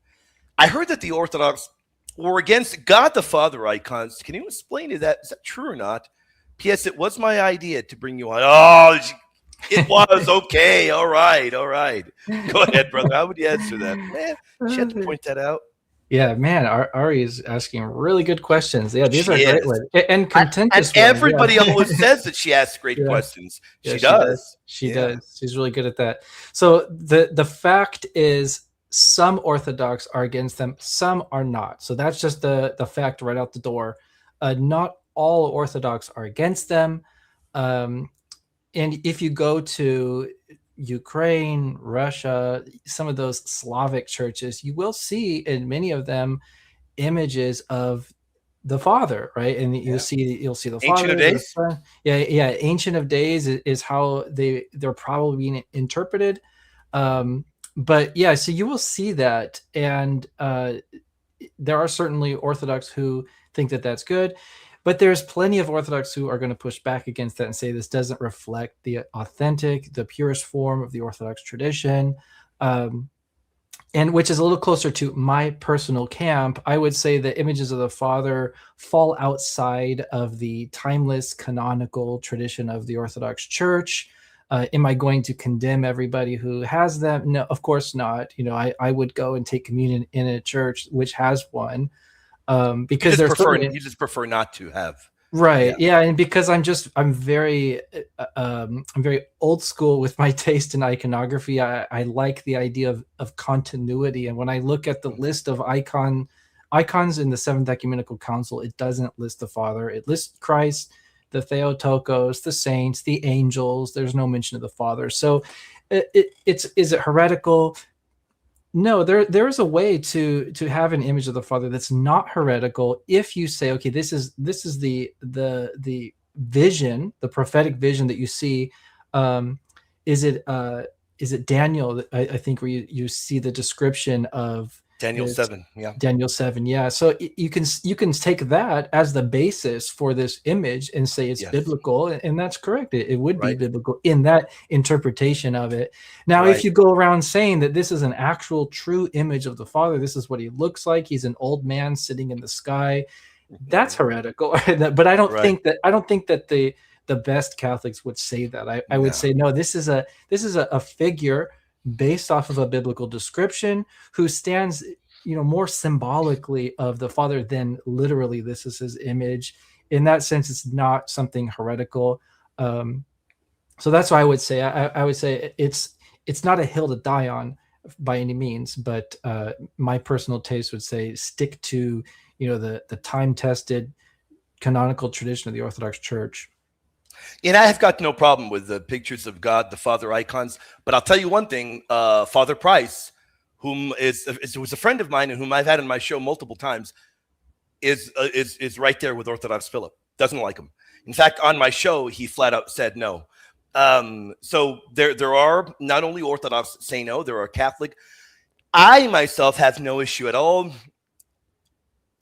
As Orthodox Philip pointed out, if you're particularly pointing to the biblical imagery of Daniel 7, I think that's a good method to say that you're sticking to the canonical scripture, a description given to Daniel in his limited human understanding. He's given a vision. Of course, we don't believe God the Father to literally be an old man hanging out in heaven with a woolly hair.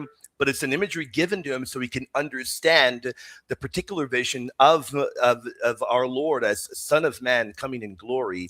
That is why he was given that vision from God in the night visions, Daniel chapter 7. So I think in that sense, I think that's a good way to do it. But Orthodox Philip would be correct. in fact, if you read the Act of Nicaea II, there were certain fathers that had a hesitancy in depicting God the Father. So just want to be completely fair. I love it. I see no issue. But I point to Daniel 7, and I think you're on solid ground if you do that. If you point to, to Daniel 7. Yeah. And AB, you're right, man. There's carved images. In fact, I don't remember the Hebrew word, but the Greek word is geglumena. They're carved. Those are carved images of saints, angels. I don't think anybody's going to argue that angels are not saints. They're in the very court of God. So, yeah, you're definitely right, AB. What are your thoughts on this? Then we're going to go backstage to Ari. Are you okay with statues? Yeah, that's a great question.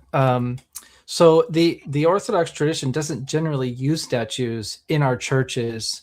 But what's interesting is if you look at historic iconography, there are statues present there. Sure. In some of the earliest images, we have statues of Jonah, statues of the Good Shepherd, which date to the 3rd century, that are from the East. They're ancient. They're from the East, really? Yeah, discovered in Anatolia, so in Turkey. Okay. Yeah, very, very ancient. So there is, and even Eusebius describes a statue of Daniel in the lions put up by Emperor Constantine. So there is a place in Eastern Christianity for statues. The question would be, are we going to tear down all of the icons and replace them with statues? I would say no, definitely don't do that, because the icons are a part of our Eastern tradition. Yeah. But there is no, there's no condemnation of statues or something like that. I actually have one here. I'll show you. I got this when I was in Spain. This is a little tiny statue from Montserrat. Wow. This is the Virgin of Montserrat, which is a monastery on Montserrat Mountain in Spain. I got this when I was visiting there, and wow, I have no problem with it. Would I say? Let me just ask. I'm just curious. Yeah. Is that from an apparition, or I've never heard of that before. I don't know. Do you know anything of the background? I don't know the full story of it. It's dated, I think, around the 7th, 8th century when it was first made, put there. But it is a devotional site, a pilgrimage site, and it's been a pilgrimage site since the Middle Ages. So my take on it is a statue serves the same purpose as a two-dimensional icon. It's a likeness of a saint that draws your mind to that saint. So it's certainly something that you can venerate. But there are certain I would say traditions that we should respect. And I think one of those traditions in the East is keeping those two-dimensional icons in a primary place in church practice. Yeah. So that would be my response to that. That's a great one. And he's asking, when did the West start using them? Well, I would argue that the statue of Christ from Eusebius of Caesarea, I know that geographically Caesarea Philippi is in the East, forgive me. But that testimony was received, circulated in the entire church in that particular writing of Eusebius. And he's recording in the 300s a bronze statue of Christ. And correct me if I'm wrong, the woman healed the hemorrhage as well. Isn't that correct? That's right. Yeah, that's right. And we have a lot of examples in the West too, sarcophagi and what have you, of Jonah, you mentioned earlier, of Daniel and many other figures. So in terms of statues, they're very early on in the West as well. I didn't know about the East. Now that you've educated me on that, that's something I'm going to add to my arsenal. Have you done a video on that by any chance? I have not. I haven't done a video on those particular images. But yeah, there's a really good book I would recommend called Understanding Early Christian Art. This is by Dr. Robin Jensen. I highly recommend this book for an introduction to the current scholarship on early Christian art. When did that book come out, if you don't mind me asking? So this is a revised edition, which just recently came out. Let me check really quickly here. 2024. So very, very recent revision of this book. But you'll find it very valuable in this book. She talks about the myth of early Christian aniconism and how archaeology and recent scholarship has abandoned the idea that early Christians were against images. And she's one of the top, maybe the top scholar on this subject. So Protestants who are saying that early Christians were aniconic are just not up to date on the current scholarship. So I'd remind Not at them, all. grab yourself a copy of Dr. Robin Jensen, check out the experts, what they're saying. But I mentioned it because she talks about those statuettes from Anatolia of Jonah and the Good Shepherd. So that's where I'm getting it from. Yeah, if you're curious about it. I love that. James, brother, thank you for the question, for your phenomenal support. We're going to go backstage to Ari, and then we got some more questions we'll tackle. We got Ari. Ari, how you doing, Ari? I'm doing all right. How are you guys? Good. Doing well. Yes, you did set it up. Yes, you suggested it. Yes. I know. I just had to make sure I got the credit instead of you. So, Man, because listen, let me tell you something, brother. I told William that he should do a show on this, but I also told him like, but what would be amazing if you brought on Orthodox Philip, because I know that he's very sharp in this. He's like, oh, that's a great idea. And I have a but feeling I am he the didn't tell one you that told but, you. But I know for a fact he didn't tell you. So, but I that's told why I'm you pointing he it out was right the now. best in it. But even before you recommended, I'm the one that told you he was the best in the topic. I know, and I brought him on my show. But I just want to point out that it was my idea to bring him for this topic for your show. So I wanted you to be there for 2 days, but I know work can sometimes get complicated. But I just want to point out that I'm the fan. He's not, and just let you know, like, I'm superior. So, anyways. Well, thank you, Ari. I appreciate you putting that. You feed into her, man. You feed into her, Let man. him. Don't be a hater. Listen, let me grow a big head from this, okay? It's very, very rare that I get compliments. So what? Don't you get out of here? You get compliments from Father Compass all the time. From actual people, Oh yeah. It's sorry. It's just William doesn't give me compliments, so I have to feed off of other people's compliments. Yeah, and I had a great time on Ari's channel, so go check that out if you haven't seen that. I know you had more fun with mine. It's okay. and hope that in a bit we'll link that up so people can go and check that out as well. Sure. Ari. Yep. She's already too big-headed. Yeah, whatever. Sister Minimi. At least I didn't get called sister by Father Compass. And it is true. True story. So anyways, the reason I came up here was to ask Orthodox Philip, I don't know if you've heard. So I've seen this happen before, where inside of the icons and the icons or no, not icons, inside of the statues, I should say, at least in Hispanic culture, I've come across where, for example, people this is common in my culture, they will bring him to for the priest to bless, and there are times where it will break, and when they do break, it's because something was put in there that should not be in there. So for example, there are people who do witchcraft and they will put either amulets and all that stuff. Have you heard about something similar to that? I haven't, but that's very interesting. Yeah, I would heard that either. Yeah, I would like to learn more about that. Yeah, it's very interesting. I wouldn't be surprised because icons are connected to the saints. They are connected to Christ. So they are participating in some way with things that are holy. And if that gets mingled with something that's not holy, I would definitely, understand if that caused some kind of breakage in the icon. But yeah, that's very interesting. I'm glad you brought that up. I hadn't heard about that before. I never heard that either, Ari. Wow. Yeah. So I've seen that happen before. I've had things break, holy things that break when I go ask the Father to bless him. And it's so weird because it's always gifted from people. So now I don't really take, to really honest, I'm very skeptical now when I take gifts like that. Interesting. But yeah, it has been said, even one of my mom's friends, received a beautiful, beautiful image of Our Lady, and she went to go have it blessed, and it completely just broke. And it was kind of crazy.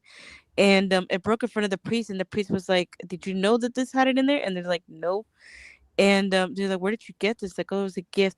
And he's like, "Yeah." And he's like, "We need to we need to get rid of this because it wasn't good, And it's unfortunate that some people do abuse images like that, Sure. I'm surprised you guys haven't heard of it.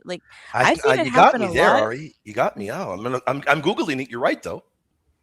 Interesting. And I mean, it does. It's maybe not super common, but it's not rare that it happens. To be honest, Sure. I've seen it happen a lot in my life. So I just, I had a rosary break in front of me one time, and we were literally, I was at a retreat and we were praying the rosary, and it just completely, like when the priest came out, because I think the priest was the one that was leading it, and it broke completely. Wow. Like just, and I wasn't pulling on anything, so it was just like, and there were a lot of other rosaries that also broke as well. So it's just because people do crazy stuff to that. So if y'all ever need an example of misuses of icons and images, I mean that's one. Yeah. That's one right there. Interesting. Yeah. So, and I guess my next question would be like, what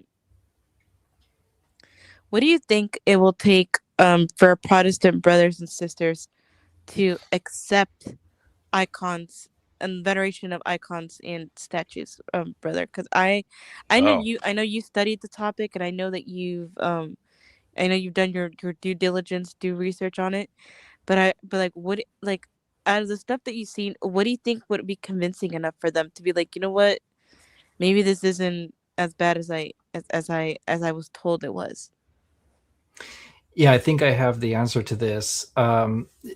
When people, if they haven't spent any time in online Protestant apologetics and they just come to our churches, they're not going to be scandalized. It's not as bad as the Protestant apologists make it sound like.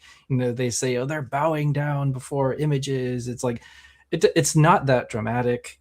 They'll use words like cultic and image bowing and image worshiping, blah, blah, blah.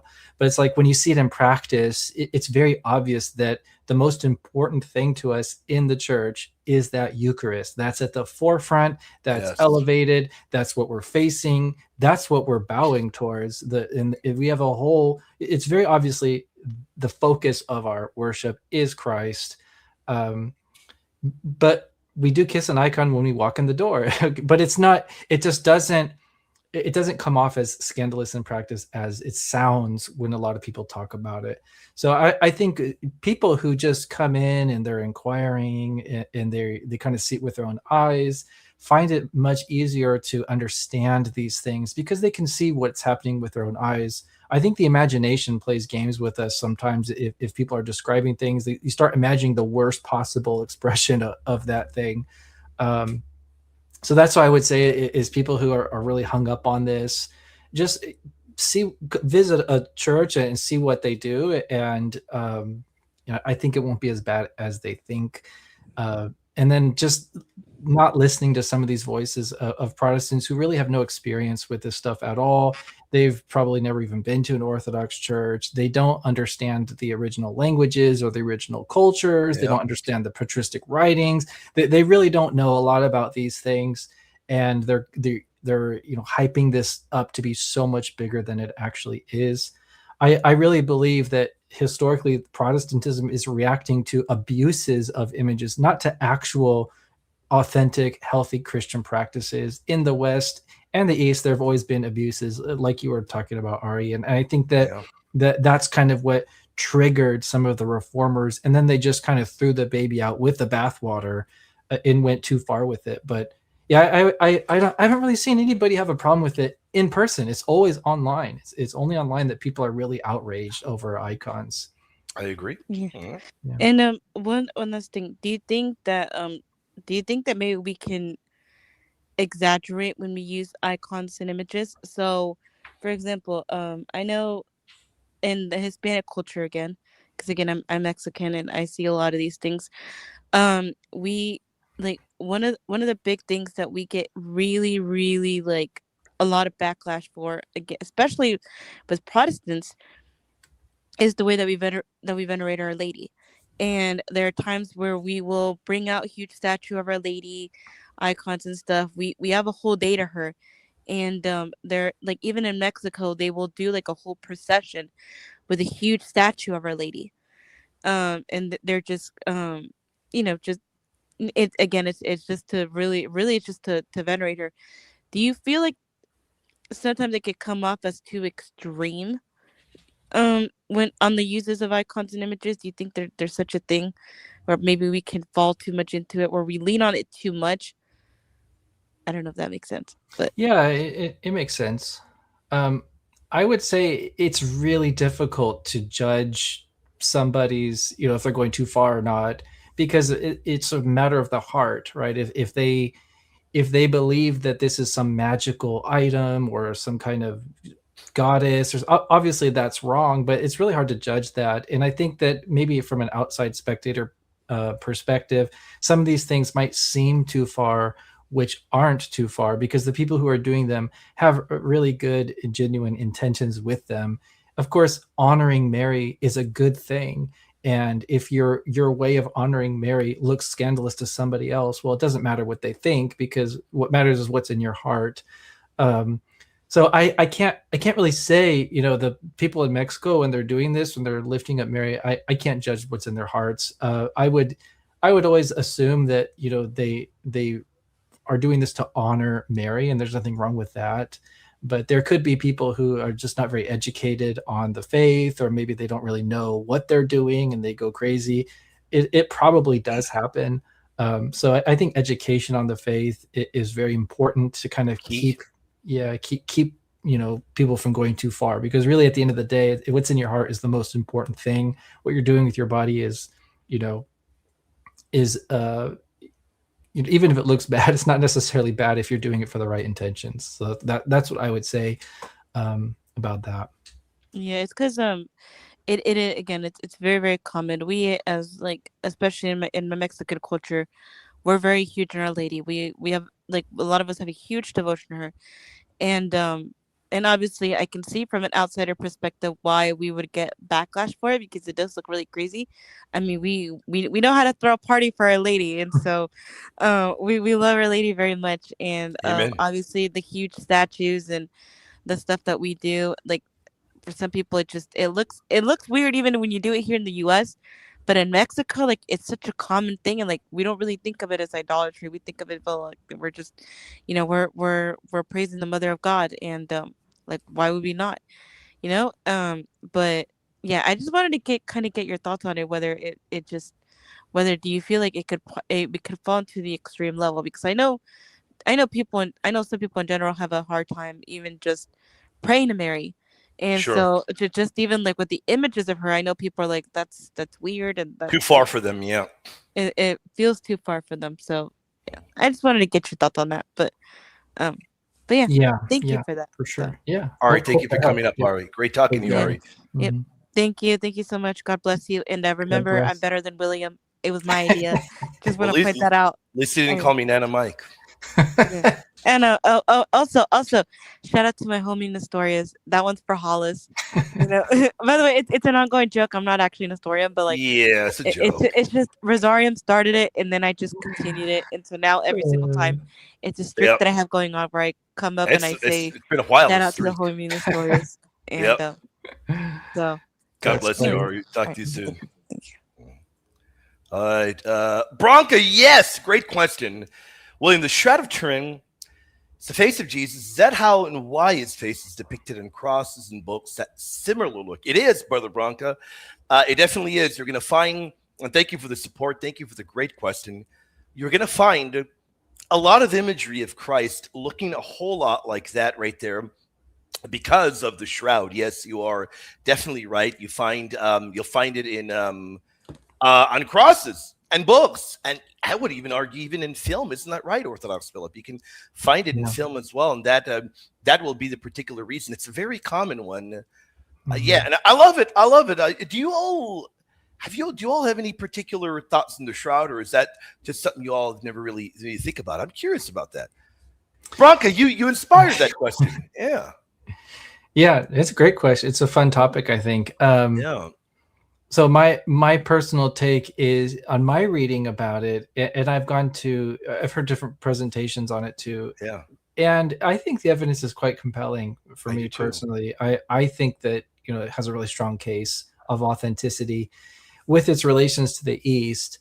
I don't know of anything in our services or anything like that that's connected to it, but if I remember the history of it, I think it came from the East. So I think it was a crusader who was in the Byzantine East, collected it there and brought it back to the West. So I think that, there may have been, some connection there. I don't know what his where he found it and what they were doing with it, but I think it came from the East. So it's not something exclusively Western.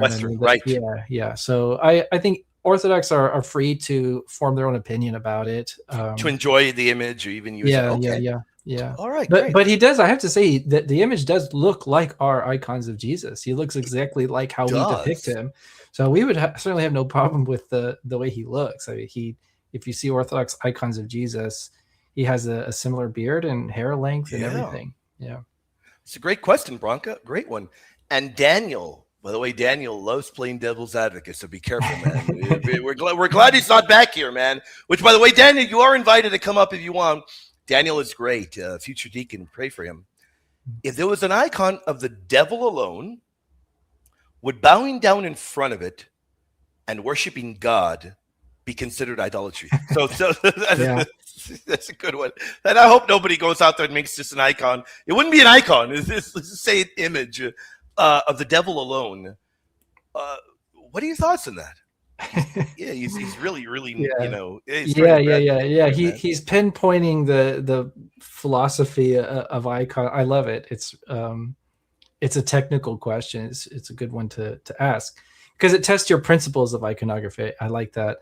Yes, I would say it is wrong to do that, and the reason is because if you want to worship God, why do it in front of an icon of Satan? Like, that's suspicious to me. Yeah. So, what's your intention? Why would you intend to worship God in front of an icon of Satan? Now, if you didn't know that it was there for some reason, let's say it's a blind person or something, and they're worshiping God, and someone puts an icon. Of Daniel might come back with that one, so you're anticipating it. Daniel might come back with that one. There you go. Yeah, in that case, of course, it wouldn't be wrong because there is no intention to bow down in front of an image of Satan. So, yeah, that would be my sort of practical answer to that. I think it's a really good answer too. That's a really, really good answer. Now, Emil Ross, thank you for the support, my man. Very simple. They think it's idolatry. Very simple. I wish I could give you, bummer that Daniel can't join. Hopefully next time he plays great devil's advocate. Plain and simple, Emil Ross, they believe it to be idolatry. So they don't utilize images of Christ on the cross or images. You know, a lot of these churches don't have images, period. Now, you're going to encounter Anglican ones that do. And others that do. But by and large, the majority of Protestant, they're not going to, because even those that are not all completely against images, M.L. Ross, there's some Calvinists that have no problem with the images of Calvin and of the Reformers in Geneva.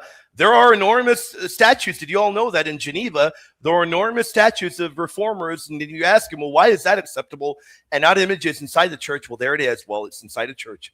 You shouldn't have them inside a holy place, which to me, Orthodox Philip, that gets to the issue of the hypocrisy.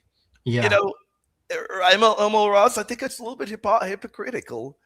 You know, to me it is. And Rosarium is asking, do you know what are the best places, websites to buy icons? You got to know that. Yeah. Just off the top of my head, Uncut Mountain has a good icon shop. Legacy Icons has good icons. Yeah. You can even find on Amazon, you can find certain accounts of monasteries. I know I've bought some icons from monasteries through Amazon. Mm-hmm. So it's not like made in China or something. It's actually made out of monastery, but they sell it through Amazon. That's also okay. Yeah. I got a lot of icons at monasteries. So if you want to Google monasteries near you, they usually have icons there that they make or that they sell, which is a great place. Churches usually have bookshops with icons. You can walk in there and buy those. Those are some of my top off the top of my head where I would buy them. Gotcha. Yeah. And if you can support a local church, if you know Rosarium, your local churches, they'll benefit greatly from you going there, supporting them. But from what I gather, it might be a little difficult. I know my local churches, for one reason or another, it seems to be difficult in the surrounding region to find even statues being sold in shops locally. So yeah, I've had to turn online to the online world as well, so I totally get that. That might be the case for you. And Bronca says, I saw a really nice photo online of Mary and Jesus. Oh, it's a good one. Is it okay if I print it and frame it, or should we just purchase from a church or like for some, Catholic or Orthodox place? That would be okay, right? Printing it out and framing it, that would be perfectly fine. It's okay. It's perfectly fine. Yeah, it's perfectly fine. The point of the icon is the image, not the material or the quality or something like that. So if it's Jesus and Mary, it's Jesus and Mary. It doesn't matter if it's printed or painted or whatever. Actually, we have an icon in Hawaii that streams myrrh. It's a miraculous icon, and it's printed on a printer.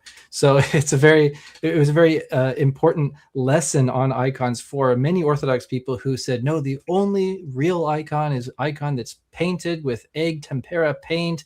Oh, I've heard that. Monastery, otherwise it's throw it in the trash. But not even valid. Toss it away. I've heard that, man. Yeah. And then here comes, a printed icon starts streaming myrrh miraculously. So it kind of humbled a lot of rigorists on that point. And if you read Nicaea II, they say whatever medium, they're very open about it, whether it's a relief carving or painting or just it. The important thing is the image, not the medium of that image. So yeah, print it out, put it in a frame. That's totally fine. It's a very budget friendly option for a lot of people. Yeah, I agree. Yeah, so that might be the most affordable manner for plenty of people. Yeah, great point. The brother of St. Francis baby. By the way, how are you for time? You got at least 10, 15 more minutes? You good with that? Yeah, that sounds perfect. Let's do that. Let's do 15 minutes, audience, and we're going to go backstage in just a moment. I'm glad we've had people coming up. It's been great. St. Francis Babyto is asking, do you know the history behind the Pantocrator being on the ceiling of Eastern Orthodox churches? Now, I know a little bit of the history of the Pantocrator, but in terms of it being on the ceiling, that the Orthodox Philip would know much better there. Now, I know that Pantocrator, it means almighty, it means he's sovereign over all. I do know that. It's taken directly from the Bible, especially when referring to the Lord as Lord of hosts. So I do know that.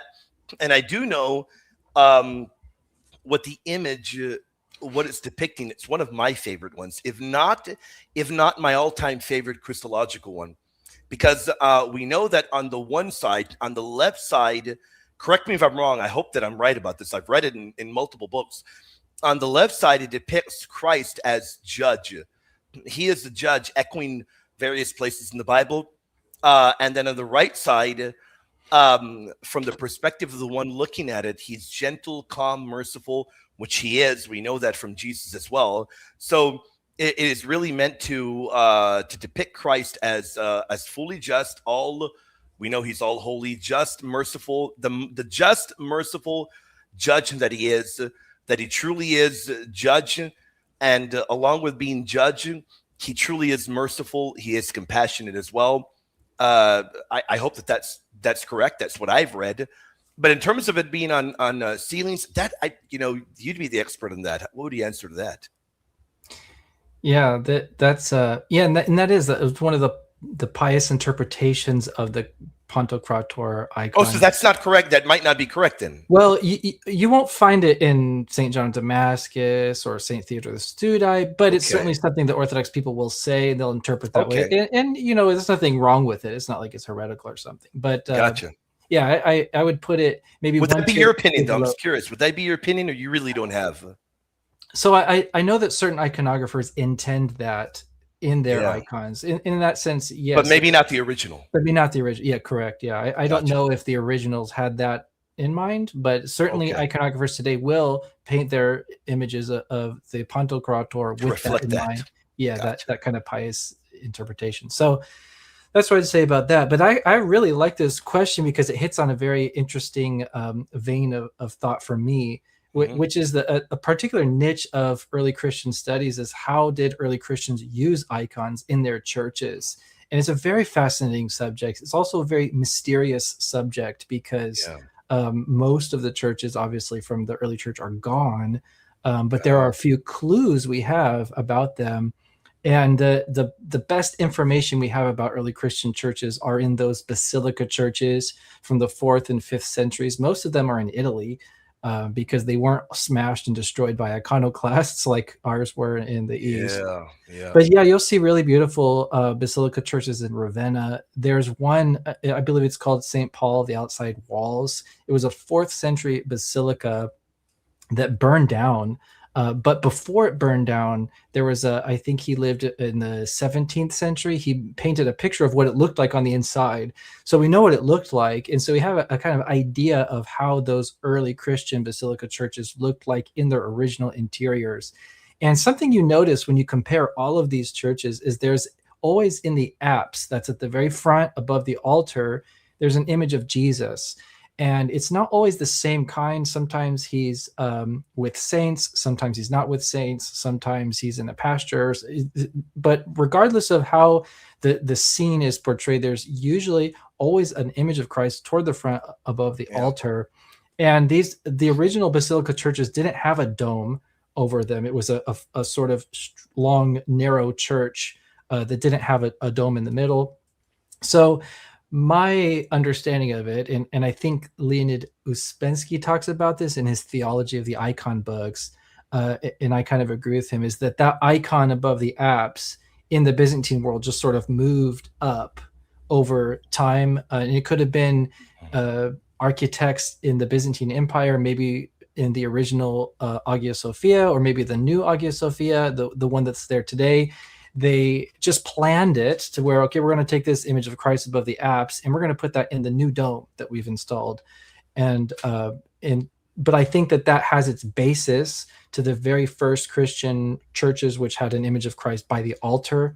And in the Byzantine tradition, they just slightly moved things around a little bit based off of the new architecture that was coming out in the East.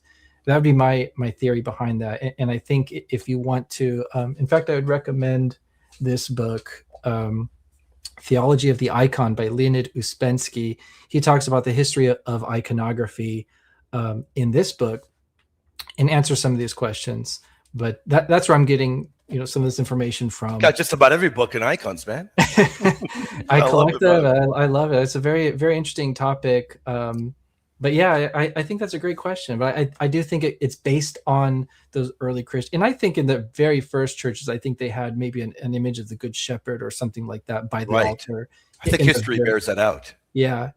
Because you see that in the catacombs, they have something like an arch, and then in the middle is the Good Shepherd. And I think it's reflecting what was going on in the churches. So that tradition sort of continued. And now for us, that's on the dome at the top of the church. I think in a lot of Catholic churches in Europe, you still will see those basilica-style churches with images of Christ in the front, which is from the same heritage. Yeah, in plenty of them, you'll still see that. Yeah, no, there's no doubt about that. Great question from our brother. And James Tay says, first class relics is part of the saint's body. Yep. Second is their possessions. Third is what comes in contact with first or second class. Right. So meaning if it touches it, right. Yes, I was aware of that. So you all have that, right? You just don't really label it that way.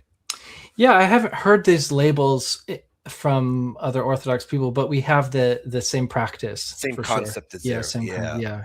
I got you. And you all most definitely do venerate relics. I know that. Yeah, absolutely. Yeah. There's no doubt about that. You all do that. K-Run says St. Plunkett's head is in my hometown church, Drogheda. Okay. Wow. That's amazing. Drogheda. Where is that? Drogheda. Where's Drogheda? Is that where is Drogheda? Yeah, where is it? Ireland. Okay. My ignorance. I had no idea. Very cool. In Ireland, brother. Very cool. Thank you for sharing that. Little Flower Elena asks, and audience, we have about 10 more minutes. Enough time to answer. Could relics or icons be used for satanic rituals and be effective, Nana Mike? Oh, man, it's never going to go away, man. And Orthodox Philip, I've heard stories of witches doing this. I have heard that as well. Them stealing Eucharist and stealing icons and using them in satanic rituals.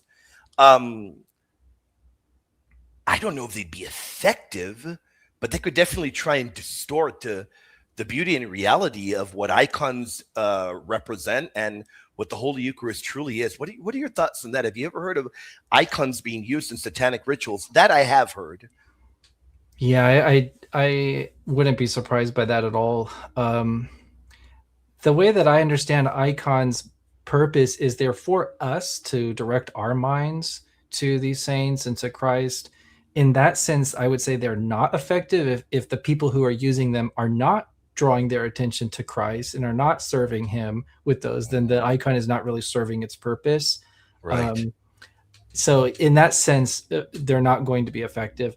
But, you know, maybe the icon is convicting them or something. That would be an effect of an icon, which would be really cool if somebody had that story. You know, maybe they were into witchcraft and an icon of Christ maybe piked their heart and they wanted to convert. That would be a really cool story. But otherwise, I would say the icon is pretty useless for people who are not using it as a tool for higher contemplation, for prayer, for honoring the saints. Yeah. And the proper way, you mean? Yeah, the proper way. Yeah, exactly. Yeah. Exactly. That's a very good point. Really, really good point there.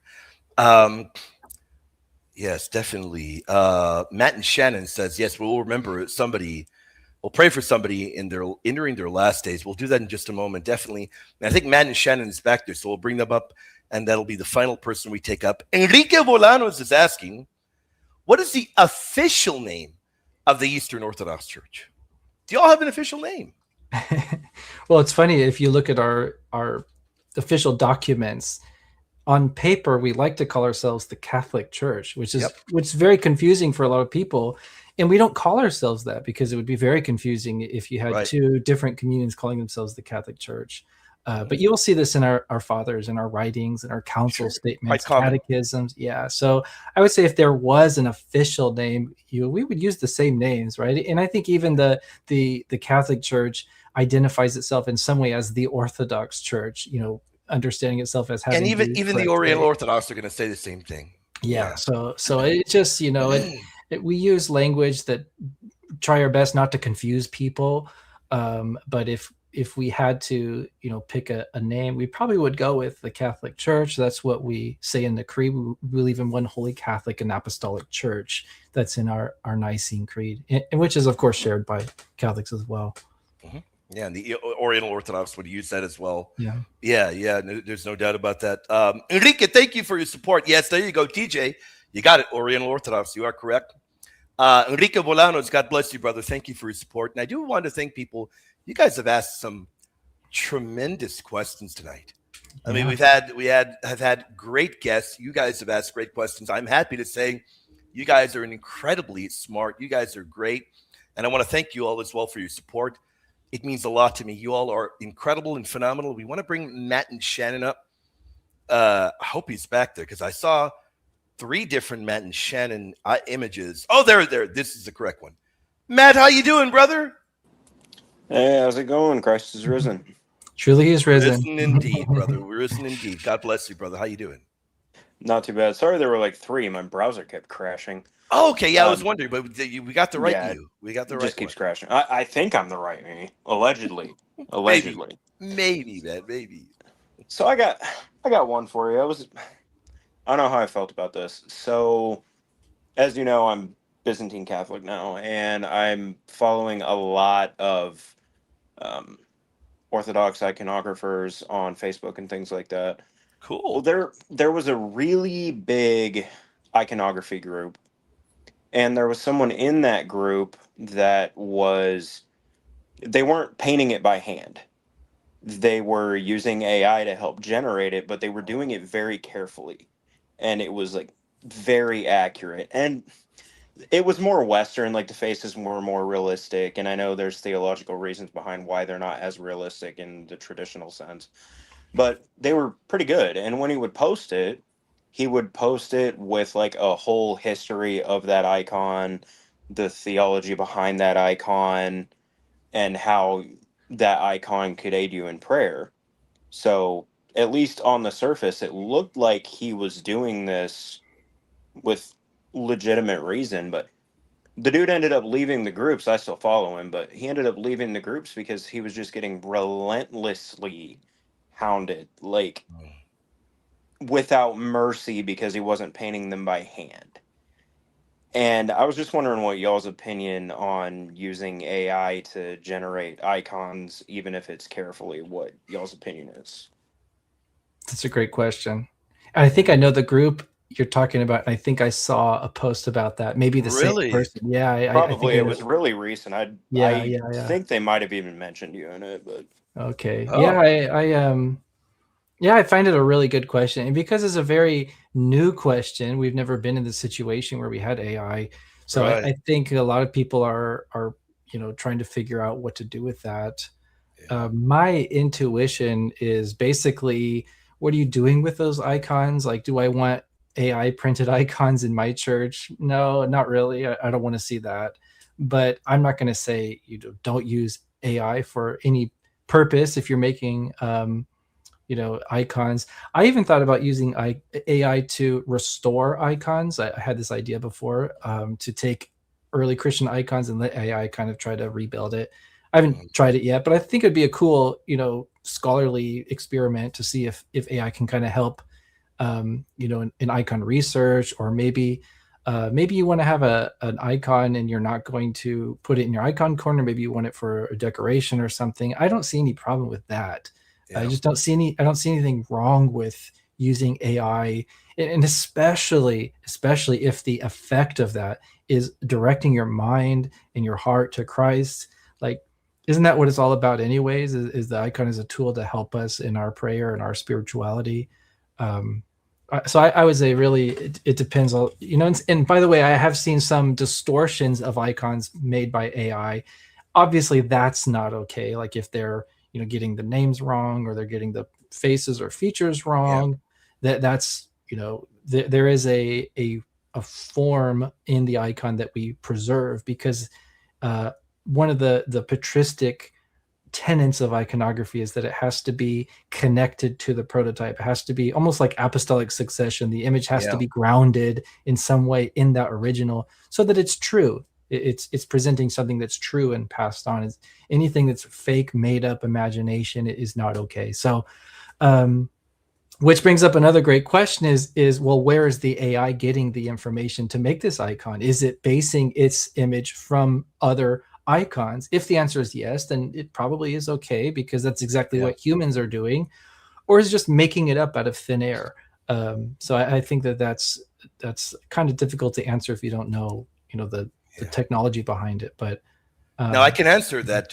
Images that I use for AI generated, I'll make some whenever I'm teaching a course. For instance, we're teaching courses, but one thing that I always plug into the generator is I will plug in for the AI generator to look for similar icons of whatever given saint we have, and then to generate it from there. So you get images that look very similar to Byzantine iconography and what have you, and they look fantastic. So I think in that particular way. Now I will say one thing. I think for teaching purposes, I think they're perfectly fine. But I will tell you, my personal preference, I would not generate one with AI, print it out, and hang it up in my wall. Yeah. I wouldn't go that I wouldn't do. So I draw that distinction. Of course, some people have no issue. That's fine, as long as it's done in a reverent manner, I'd say. But in terms of teaching, I have no issue with it in terms of that. I think a lot of the images can be very helpful in terms of teaching and do a great job, I think. I think I agree with both of you on that. It's just, I see where the people are coming from. I really do. I really see where they're coming from. But I really feel like a lot of them were just taking it too far. I think there are some legitimate. I've seen some terrible ones, Matt. I've seen some bad ones. Some horrible ones. Yeah, to where the face looks like melted and what have you. Yeah. I mean, yeah. I mean, in that sense, I totally get it. But then I've seen some fantastic ones, some really, really well done ones where they're drawing on classical iconography and they look good. So I think that there's a positive way that we can utilize it. Yeah. And I utilize it a lot for courses that I teach, and I think it looks great. It really does captivate people to understanding really we are creatures that learn a lot of the times visually. And that's why we had so many illuminated Bibles back in the medieval era. People could learn through visual representation. And when I'm teaching, people are able to see events in salvation history that maybe in their mind they'd be difficult to, maybe their mind can't really comprehend what is being described there. And some of these images bring it out in a beautiful, reverent manner. So I think that it can be used in a positive way. And rather than being one of those people that say, oh, well, I hate everything AI, well, then you're going to have to crawl into your hole and live in your hole forever. AI is here to stay. It's not going anywhere anytime soon. It's not going anywhere. So you want to crawl in your hole, go for it.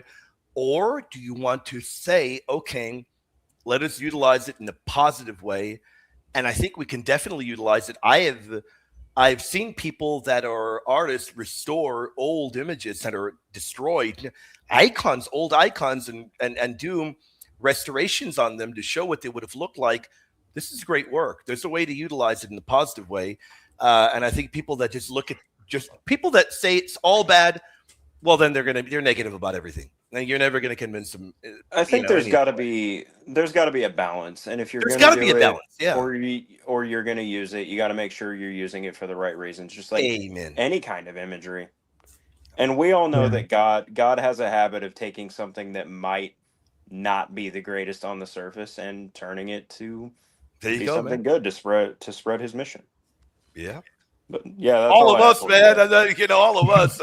We hope the Lord does transform us, man, and to serve His mission. You got that right. Yeah, that's absolutely right. I will add one thing that'll really make these people flip. If you study the early Christian iconography, they were actually produced in workshops that produced all kinds of images, even for pagans. So there were really no iconographers in the early church. There were just painters' workshops, sarcophagus workshops, whatever. And the Christians would go to these shops and put in an order for certain images, right? Yeah, so very often a pagan or a secular would make it for them. Yes. So the traditional iconography had to come from somewhere. Yeah. So that even, you have to just put in perspective, like our iconographer traditions are very beautiful, very pious, very respectful, absolutely worth preserving, but we got to keep them in the right class. They're not absolutely the only,